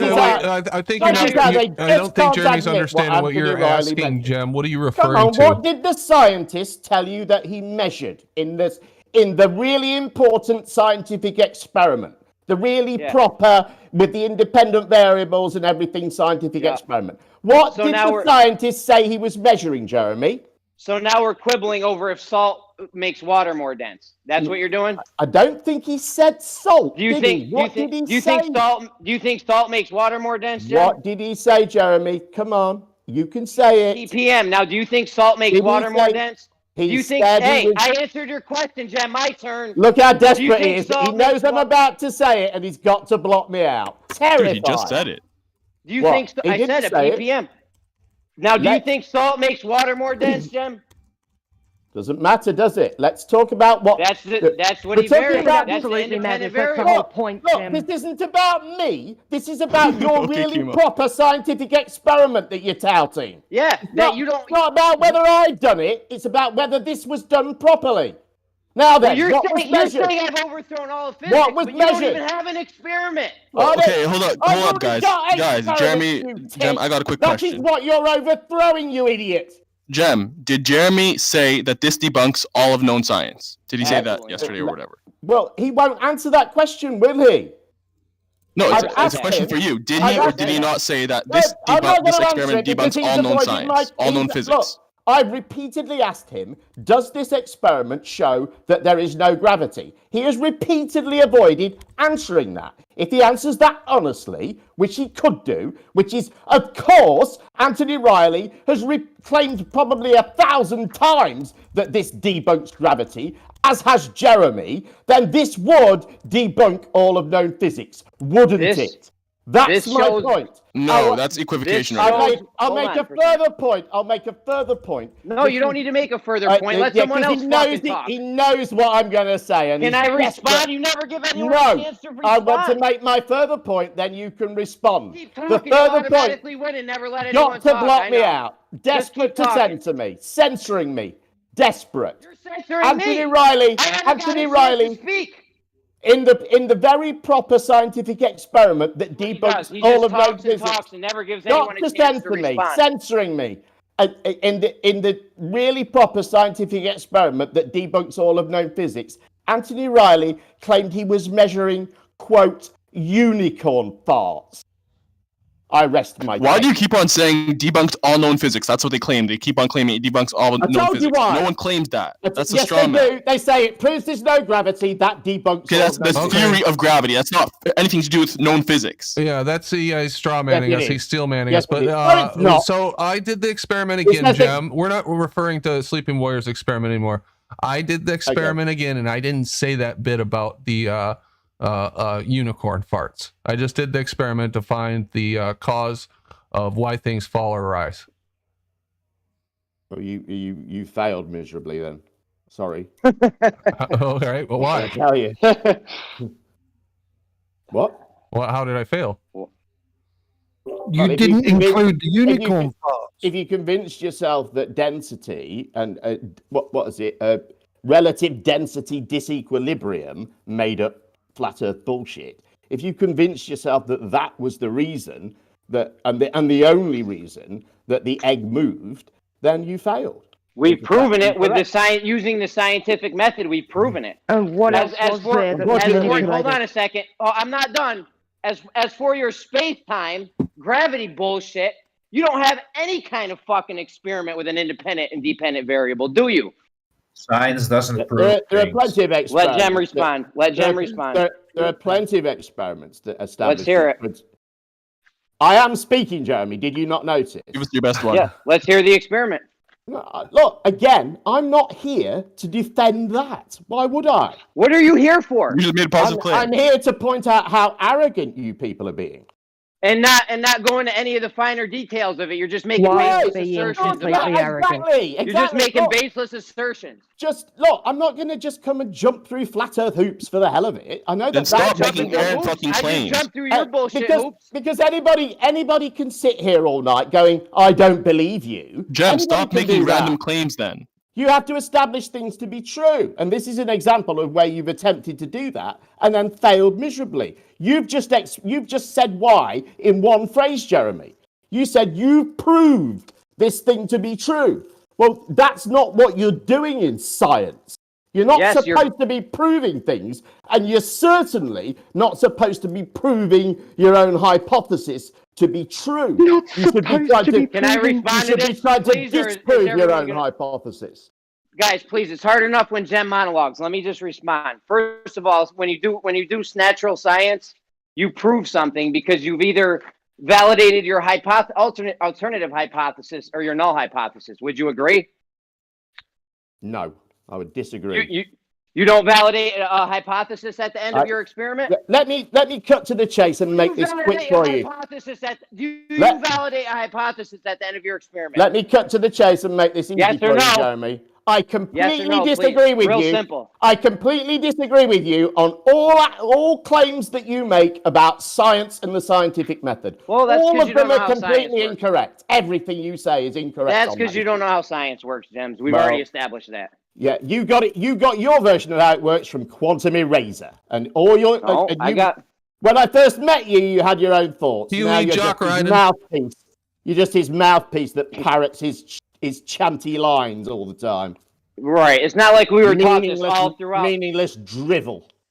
Not like we were taught this all throughout school or anything, right? No, absolutely No? not. No. You should have went to a better You don't school even then. teach I the don't know. scientific method in the United Kingdom. Don't even teach it. Well, you guys are fucking idiots. I don't know what to tell you. The point is, after you do an experiment, you've either validated your null or validated your alternative hypothesis. That's how it fucking works, Jem. Yeah. If you don't know that, I mean, that's pretty bad. If you Shouldn't say even so, be in mate. this arena. If you say so. If that's what Quantum Eraser told you, Jeremy, it must be true. Yeah. Blah, blah, blah. Same script. Jeremy, he already told you he was just here to prove how arrogant we were. He's not here to talk about any subject. He denied answering anything that you asked him on a specific subject. He's just pointing out how arrogant we are. Just a personal process. It's a process. Just a personal attack is all It's the a reason he's process here that we for. go through. Maybe you should You let say- me talk a little bit, Jim, right? Go ahead. Why are you interrupting me? Because you're slagging me off, and I want to respond to some of This the ain't your slagging show, off Jim. that you've done. Hey, That's Jim, why. this ain't your place. No mute button here for you, son. Right. Yeah, so why are you muting me? I'm Why not are you muting it. censoring I've me, just Jim? explained to you because Why you are are you censoring slagging me, me Jim? off. Jim, Because you the are first time I slagging tried me to off. speak, now you're censoring me. You're asking me The why. same and thing I'm you telling complained you. about like a baby, Stop asking you're me doing why. to I'll me stop answering as a you. grown man. Stop asking me why. Why I'll don't you stop go on answering mute, you. let someone else talk? Okay, but stop asking me why. I'm Okay, so interrupting that you. would be you going on mute right now. Okay. Okay, I'll do that. Okay, now. Go ahead. okay. All right, go on mute. So Jeremy, he Jesus stated that Christ. all he wanted to do was state that how we're arrogant. That's just a personal attack. He had nothing to say about the subject. When you asked him a specific question, he said he's not going to answer. Another Why are you lying? Another person we have no use for here. Why are you lying? Because I'm not here to defend things about the Cola Deep borehole. It's irrelevant. Entirely irrelevant. What you should be thinking about is your process for truth-seeking any good in the face of my criticism? That is what my criticism is about. Your process, your strategy for reaching the truth. And I don't think it's a very good one. That's what you should be responding to, not trying to draw me into silly arguments about what's 8 miles beneath some bit of Russia. Who gives a fuck? We should respond to your Apparently you give a fuck if you were sitting there telling us how SC was wrong. Now, how was he wrong? I told you about how he's wrong. No, you didn't. You didn't. I asked you several times, but you exaggerated. refused to answer. What don't you fucking understand about he exaggerated? How did he exaggerate it? How? What don't you understand about he exaggerated? Do you understand Because I the don't concept? understand how. Do you understand the concept of exaggeration? Yes. Now tell me how There he you go. exaggerated it. How did He he exaggerate it? actually underestimated the borehole. It's 7.581 miles. Let's let Jim answer. He won't answer the question. I'm not. Well, I made my point. I made my point. How did he exaggerate? My point is about your strategy, not Another about the question you're Cola Deep avoiding. borehole. You You're see just how avoiding the desperate question. you guys are. This is how Very desperate specific you are. question asked to You Jim can't Panda. just He won't discuss. answer. You can't discuss what I present. Jem, You have is to- saying he you have exaggerated to a be positive straight. claim? Is that a Why positive are you claim? interrupting me? You It's a have simple to- question. Is that a positive claim to say that he exaggerated? Yes, that's a positive claim. Okay, do you have any evidence for your positive claim? No. Okay, then shut the fuck up. I told people, I was happy to. I told people to just go and look. You're the ones that want to have a protracted conversation about it. No, your claim is discarded. Yes, we can move on.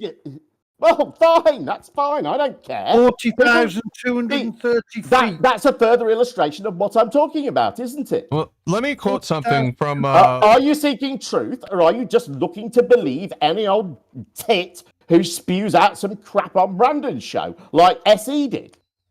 Seems like you're going for the tit. Again, you're calling it crap, but at the you don't have any evidence for it. So just move forward. Stop making these errant claims, which you have no I was evidence happy for, to. You and guys be wanna keep honest. talking Stop being about it. fallacious. It's not fallacious. It is. You're saying it's false or it's wrong without any evidence for it. That's an argument from ignorance. That's a fallacy. I'm pointing out he's being fallacious. He needs to establish what he's saying. But you're being fallacious in doing so. Fallacy. You're saying his thing is false, but you don't have any evidence to show why it's false. So that's an argument from ignorance, literally. Again, my point is not to prove he's wrong. It's fine. Your claim is discarded. Move forward. Stop calling it crap. Stop calling it exaggeration. Move on. Can I respond without you speaking, you go ahead. ignorant cunt? My point is not to establish some truth about the Cola Deep borehole. It's to point out that you guys are being arrogant. And in being arrogant, you are avoiding truth, I suspect, deliberately. Okay, but all right, your point hinges on the premise. Does anybody want to argue that point? Or I'll argue that point. It hinges on the premise. It hinges on the premise that we're arrogant to believe his thing because it's wrong. That it's in fact wrong. It hinges on that. Your case in point is that it's wrong, which you have no evidence for, so it's fucking discarded. No. My point was you're the one that's arrogant. How can we be being arrogant if it's right? Because my point was not about the Cola Deep borehole, was it? That was your example, though. You weren't talking about that when I made my first point. You were taking the piss out of the tectonic plates.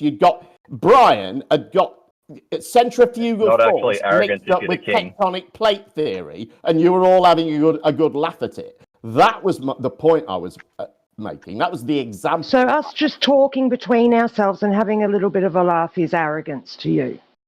It was extremely arrogant, yes. Don't listen to the show then, Jim. Everything about Flat Earth is arrogant. What's up, guys? You're one of the most arrogant people in it. Don, how you doing, man? Then don't join the conversation, Jim. It's easy. Hey, Jim Panda. Hey, go to your car and wear your mask. Yo, double up. Sometimes I do wear my mask in my car. Sometimes I do. 2 layers. I bet you do. Sometimes I do. I go from customer to customer. Sometimes there isn't a very big gap between the two, so I leave it on. What's wrong with that? Nothing wrong with that. Doesn't you put it under your chin my life in any way. You know what? I don't even fucking notice it's on half the time. Do you put it under your chin? I'm not a baby like you. No, he keeps it on. Do you put it under your chin at least? What you protecting yourself from? I don't always remember. You know, I'm driving a car. I've got stuff to do, things to think about. That's fair. A bit of light paper in front of my mouth is a very tiny imposition on my life that it doesn't interfere with it in any way.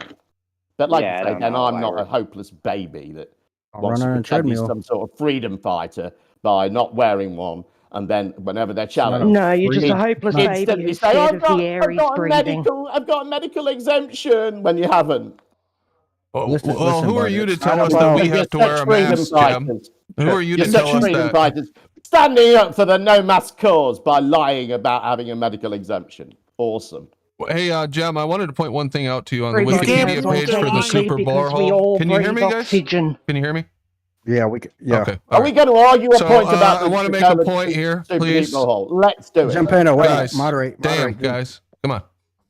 All right, on the wiki page for the super borehole, it says the unexpected decrease in density, the greater porosity, and the unexpectedly high temperatures caused the rock to behave somewhat like a plastic, making drilling nearly impossible. That to me sounds like they encountered they got it wrong. Some things that were very unexpected. They weren't prepared for it to the point where their machinery wasn't equipped to handle it. I've told him this many times. He knows this. From my mouth to Jem's ears many times. Okay, well, let's see if that's true.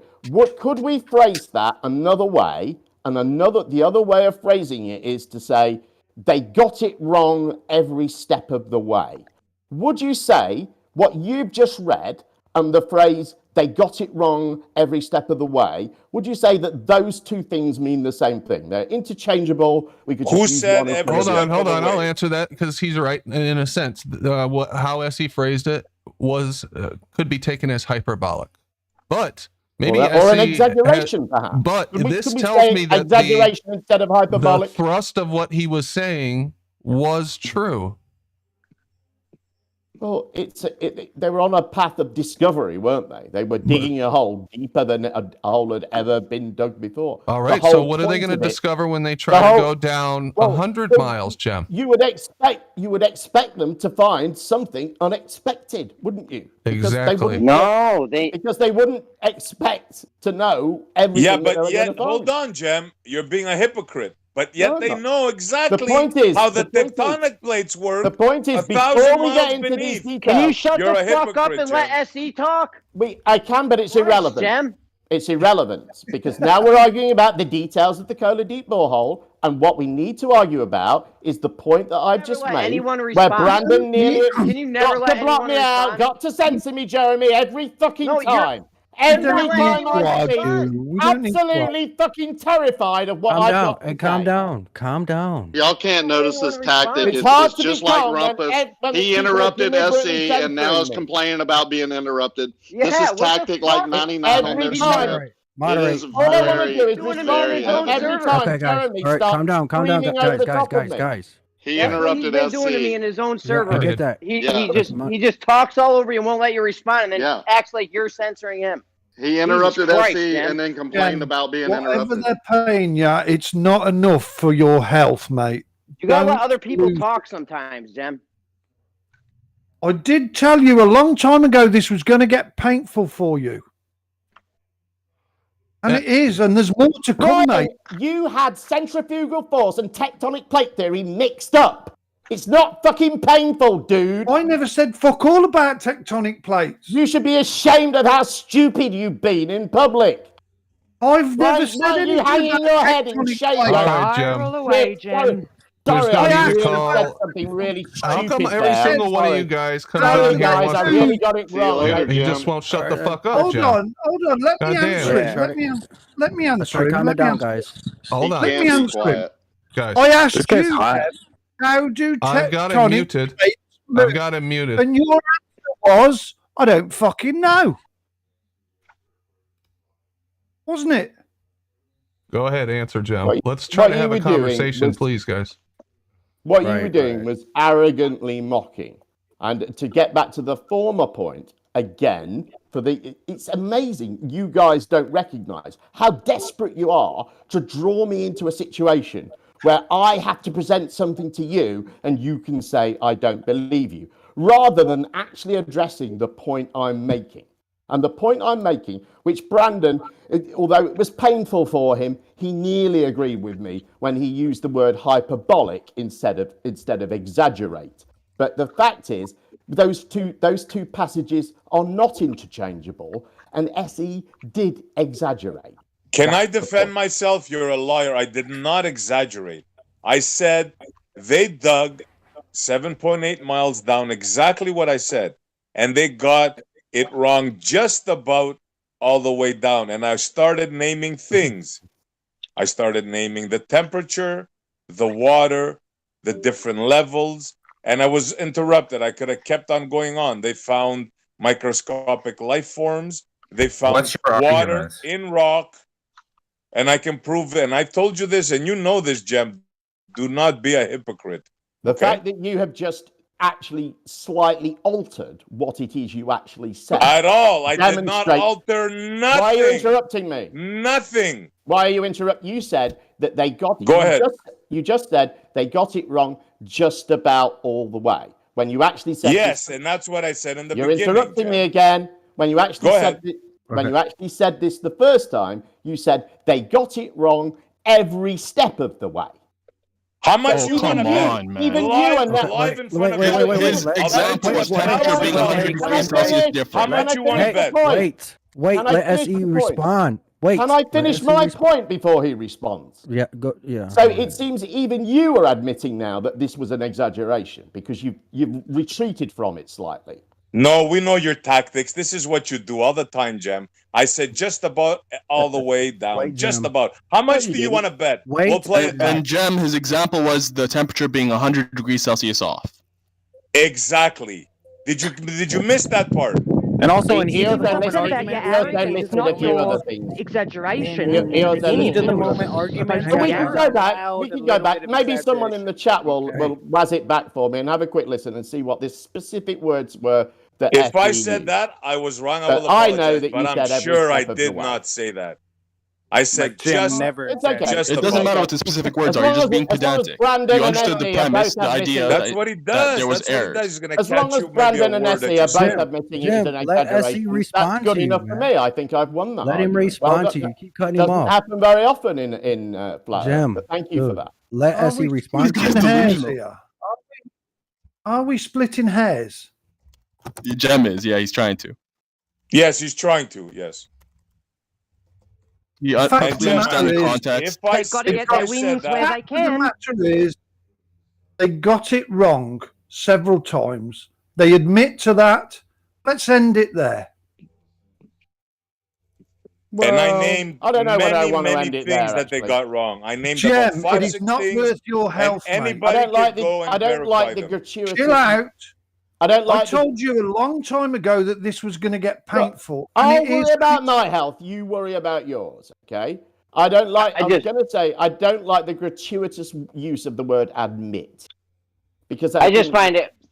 Go ahead, Jeremy. Go ahead. I just find it weird that they got it wrong 8 miles down, but they'll show you that little cutout of what's 3,000 miles down or 4,000, 3,000, whatever it is. 39.59. And that was my point, Jeremy, when he asked me about why do you think you people are so arrogant? Why do you think that that it doesn't work that way? That tectonic plates don't work that way? After I explained it correctly, and he mocked me, and I explained him why. That's where the Bora deep hole came in, Jemmy boy. Right. Yeah, 39.59 miles. They know what that is, but they got it wrong 8 miles down. That's weird. They'll show you all the way to the core, though, right, Jeremy? It was a lovely Exactly, story. all the way up, to the Leslie. core. It was a lovely The story. alleged Another core. flat earthers The believed alleged it straight away, so it served its purpose. It's all good. Let's chill out. What the fuck, man? I never lose my cool. So, Jim, I was wondering, who told you to wear a mask in your car? Did somebody tell you that? And if so, who are you? No, he's protecting? hopping in and out in between deliveries and shit. It's not. I'm delivering food to people. I wear a mask. Who are you I wear protecting gloves when as you're wearing well. a mask in your car, though? What? Yo, He's just man. Like, seriously. He's just not taking it off in between. It's not really a big deal. Oh, I see. He's making like 1 minute deliveries, so he's like, from door to door. Yeah. Cool. Not So he's always. driving Sometimes from house I to am. house. Sometimes I take it off. Sometimes I don't. The big deal is how do they get it wrong 8 miles down, but 39.59 they can tell us what's down that deep, Jim. What I think is odd with this mask wearing thing is the people who are is the freedom fighters who are all for individual freedoms on this issue are the ones who want to inflict their opinion on it on everyone else, and are the ones who are critical of everyone who is wearing a mask and where they're wearing a mask and when they wear a mask and how many masks they wear and all of these other things. So You're right. No, you're right. You got to wear at least 7 masks. Now, how do they get it wrong 8 miles down when they're telling us what's 39.59 miles down? Jeremy, it's because it's like you know how it's like the calm before the storm. It's the cold before the core. So are you saying that if somebody got something wrong about something, then all things are wrong about everything? That was seems funny. to be the argument you made. That was funny. Well, no, I'm just saying if they claim to know what's 3,900 miles beneath us, but they can't get it right only 8 miles beneath us. And they have to That go seems through a little the weird. It's cold and it's hot, and then it's cold and it's hot. Or the 39.59 layer. You know what's funny is they can tell you what the center of Venus is too, right? Yeah. The mantle in the core is like a woman in menopause, man. It's cold and hot and cold and hot. Well, I think we know things to be true with a degree of surety, right? So some things we know to be true, really, really, really true, and some things less so. Some things we have less evidence supporting them, so we can be less sure we're correct about. Can you give us an example of each one? So the really I think true and the less. I think I think probably what is at the center of Venus. I think is probably we're probably less sure about that. Okay, so than what's we 9 miles are down? About I don't know the size what's of 9 Lake miles Tahoe. down here on Earth? Yeah, Jim. The point is, they got it What's wrong your 8 best miles guess? down on Earth, and they're telling us what is 39.59 miles down. Okay, but what's 9 miles? Unless you're making the argument, like I said, that somebody got something wrong somewhere, sometime, so all things are wrong ever. No, that's not what he said. You're just trying to turn it into that. Okay, what's so 10 miles down? That's not what he said at all. Yeah. Hey, Jim, what's 15 miles down? Any chance I could finish? Yeah, you're deflecting. Any What's 10 chance miles I'm down? not. I'm trying to answer, and you're interrupting. No, you're Calm putting down, words in Jim. people's 4 mouths or 5 and deflecting. times now. See, we're on to all your tactics. What's 10 miles down? So I'll answer Jeremy's question. You don't know, do you? I'll answer Jeremy's question that I was answering when you interrupted me.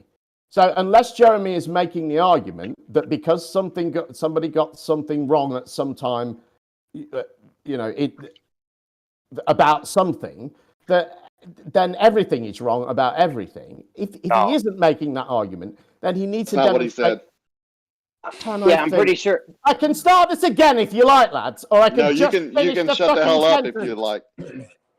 You could do a lot of things. You could answer what's 10 miles down. Jeremy didn't say that. He specifically I'll start was it again. So he specifically said talking about the borehole, so drilling 8 miles. making the How argument, the hell you know what's 3,500 miles down? So How do you unless know what's 15 miles down? So And unless also, Jim, Jeremy it's not is just making the somebody got argument, something wrong, right? It's a Hold on, scientific let Jem go. Let Jem go. it'd be great if I could finish. It would be really earth, great. I know. Hold on, got it Jem. wrong. Hold on, It's not guys. Let him go, somebody. please. Apparently, I have to be censored. At the end of what I have to say, Hold must on, be cut Jem. off. Hold on. I'm shutting it down. Go ahead.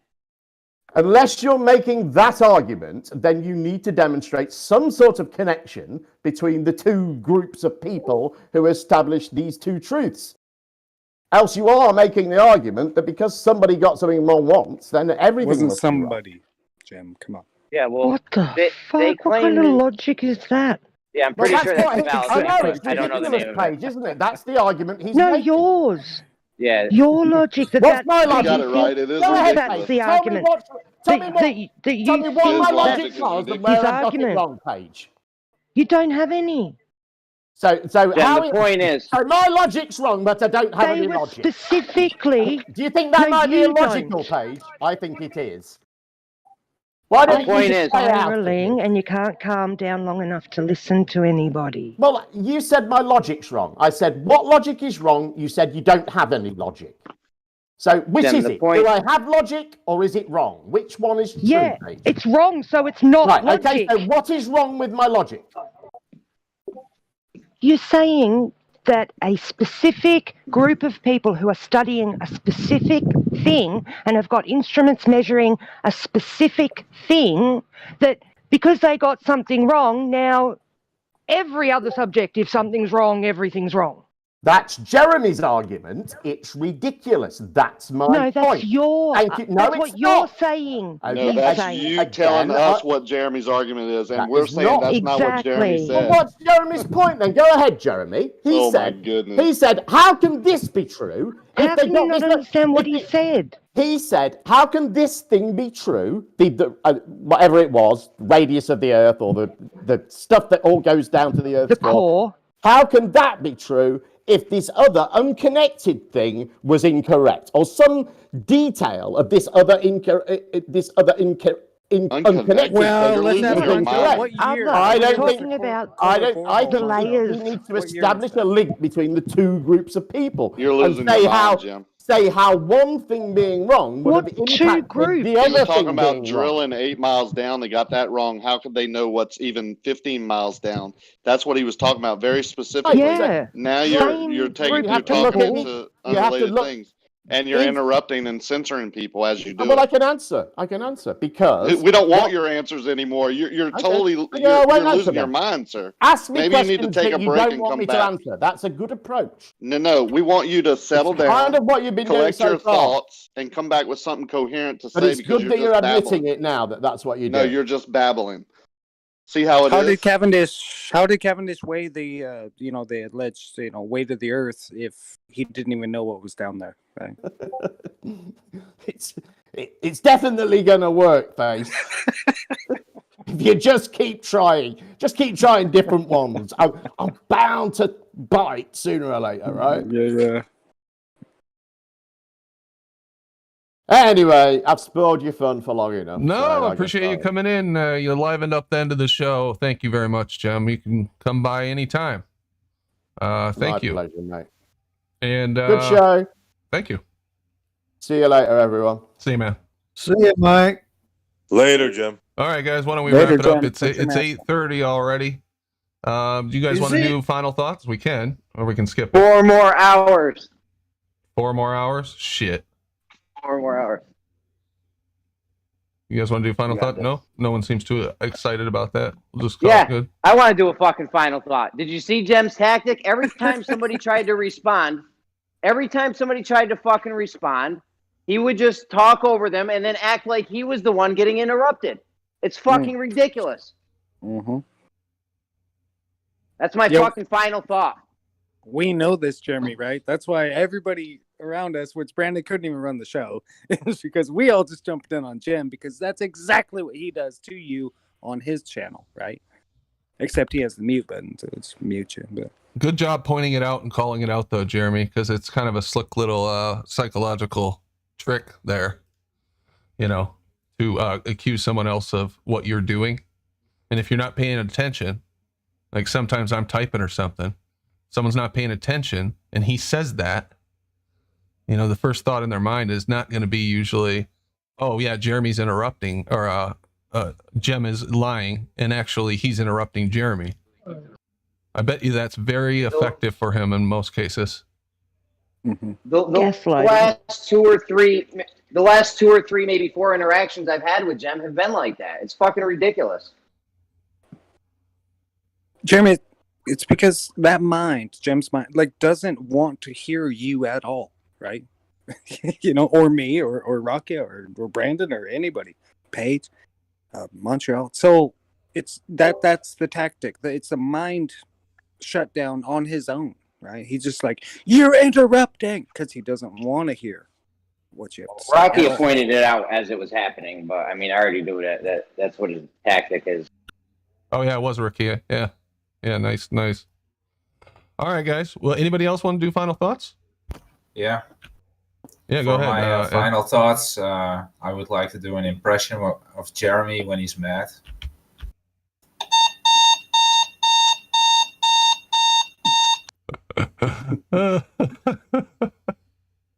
Very good. All right. They're pretty accurate. Anybody else? I've never heard Jeremy mad, actually. Final thought. I've never heard Jeremy mad. He's just really consistent with his emotion, right? Well, I got to talk loud because I'm on a Bluetooth and my mic's all wishy-washy. You're always just talking loud because everyone's cutting you off like I just did to you right now. Exactly. Yeah, I wish your mic was a consistently louder volume, Jeremy, because I think you'd get stepped on a lot less. You are consistently lower than other people, but I know you can only do so much about it. I don't know what happens. It's like it fades out over time. It's fucking an iPhone with AirPods. I don't know what the problem is here. Yeah, it is weird. Jeremy, you are way lower than everybody else. Right now? Well, you're yelling at me right now. I can hear you, elevated voice. Yes, you're way lower. All right. If you speak normal, like this, you're way lower. I'm going to disconnect and reconnect so I can scream at you motherfuckers in the after show. I'll be right back. You sound okay right this second, but I've got you cranked all the way up on the server side, too. Yeah, I'm gonna disconnect and come back so I can scream at him. All right, Brandon. cool. Sounds fine now. Can I have a final thought, Brandon? Yeah, go ahead, Essie. Thanks. I just want, because of what Jem said, if anybody thinks that I over-embellished when I said they got it wrong just about all the way down, have a look for yourselves. The Cola borehole. Check it out and just see what a phenomena they found. And the most remarkable thing is they found a layer, a substance never known before. It was like first they said it was like a honey substance. Now they're saying it's like plastic. Have you people ever heard of any substance like that? The drill was drilling and it wasn't going through. It was like resealing itself. Yeah, it's called mud. No, it's not Montreal, called mud, you moron. No. What year was the borehole? Montreal? Don't think you have to drill through This was, mud. I think, in the 80s. It's been a while since I read think up on so. it. Late 70s, maybe. But it early took them, 80s. yeah, it took them 10 years, I believe, to reach that depth. So I'll bet you though, there's a drawing of what from the crust to the core looks like. Like Jeremy, Exactly. You know, Yeah, they know there's everything. probably a drawing, and this is the reason why they got it all wrong, because that drawing came out. It's like, well, this is what it's got to be, right? Because we know this from the dirt we stand on, that it's got to be like this. And this is why they got it wrong, because when you start drilling and you don't find exactly what that drawing says, which is probably one of them drawings is probably over 500 years old, right? Of when they came up with the ball earth and made that drawing, and this is the core, it has to be this, and this is the crust and the mantle and all this crap, right? You start going down, that's why they got it wrong, because it's all guesswork. Yeah. Yeah, exactly. So that drawing is wrong too. Yeah, of course it's wrong. Yeah, the one that's in every single textbook. Right? Yeah, I have a meme of it. They have a newer one. They even go into more detail. I'll try to find it. Yeah. Or maybe they found something they didn't want us to know. Maybe Russia just floats on a bunch of plastic and honey and shit. Who knows? It floats on vodka. What's wrong with it? Maybe this realm is way beyond our comprehension. No maybes about it, sir. No, that could Yep. never be. I second that, SC. No maybes about that. All right, You guys. probably can't comprehend what we're actually living on. All right, guys. Let me wrap it up here. I just want to say thank you to you guys, and I'll go on mute here, and I'll come back and leave the recorder going. So thanks to everybody in the panel. Really appreciate it. Good show tonight. That was fun. We had a lot less of an audience tonight, but there was still our good core audience here because of that Globebusters thing. I think Jaronism started at the beginning, and then Globebusters had that special episode, so they sucked away a lot of our viewers. But we still had a pretty good damn audience for those things going on. So anyway, they'll watch it back on you. They'll watch it back on YouTube later. Oh yeah, for sure. Yeah. Oh yeah. We got a good audience. All right, guys. Final thought, Brandon. Like somebody just said, it wasn't a good show. This was a fun show. It was actually fun. So cheers to you, man. Thanks. Cool. Thanks. A lot, Aaron. All right, I'll be right back. Okay, guys. Have a good night. Hey, Mark Taylor. Sorry, I didn't mean to accuse you. That you just reminded me of a thing that had happened in the past, so I apologize. Okay. Thank you to the mods. Looks like you guys are getting picked on out there. I got you guys back. Don't worry about that. Just let me know what's going on if someone's trying to fuck with you. And we'll see you tomorrow night, Friday. Friday night fights. We'll see what happens. And get ready for the weekend. All right. See you guys tomorrow.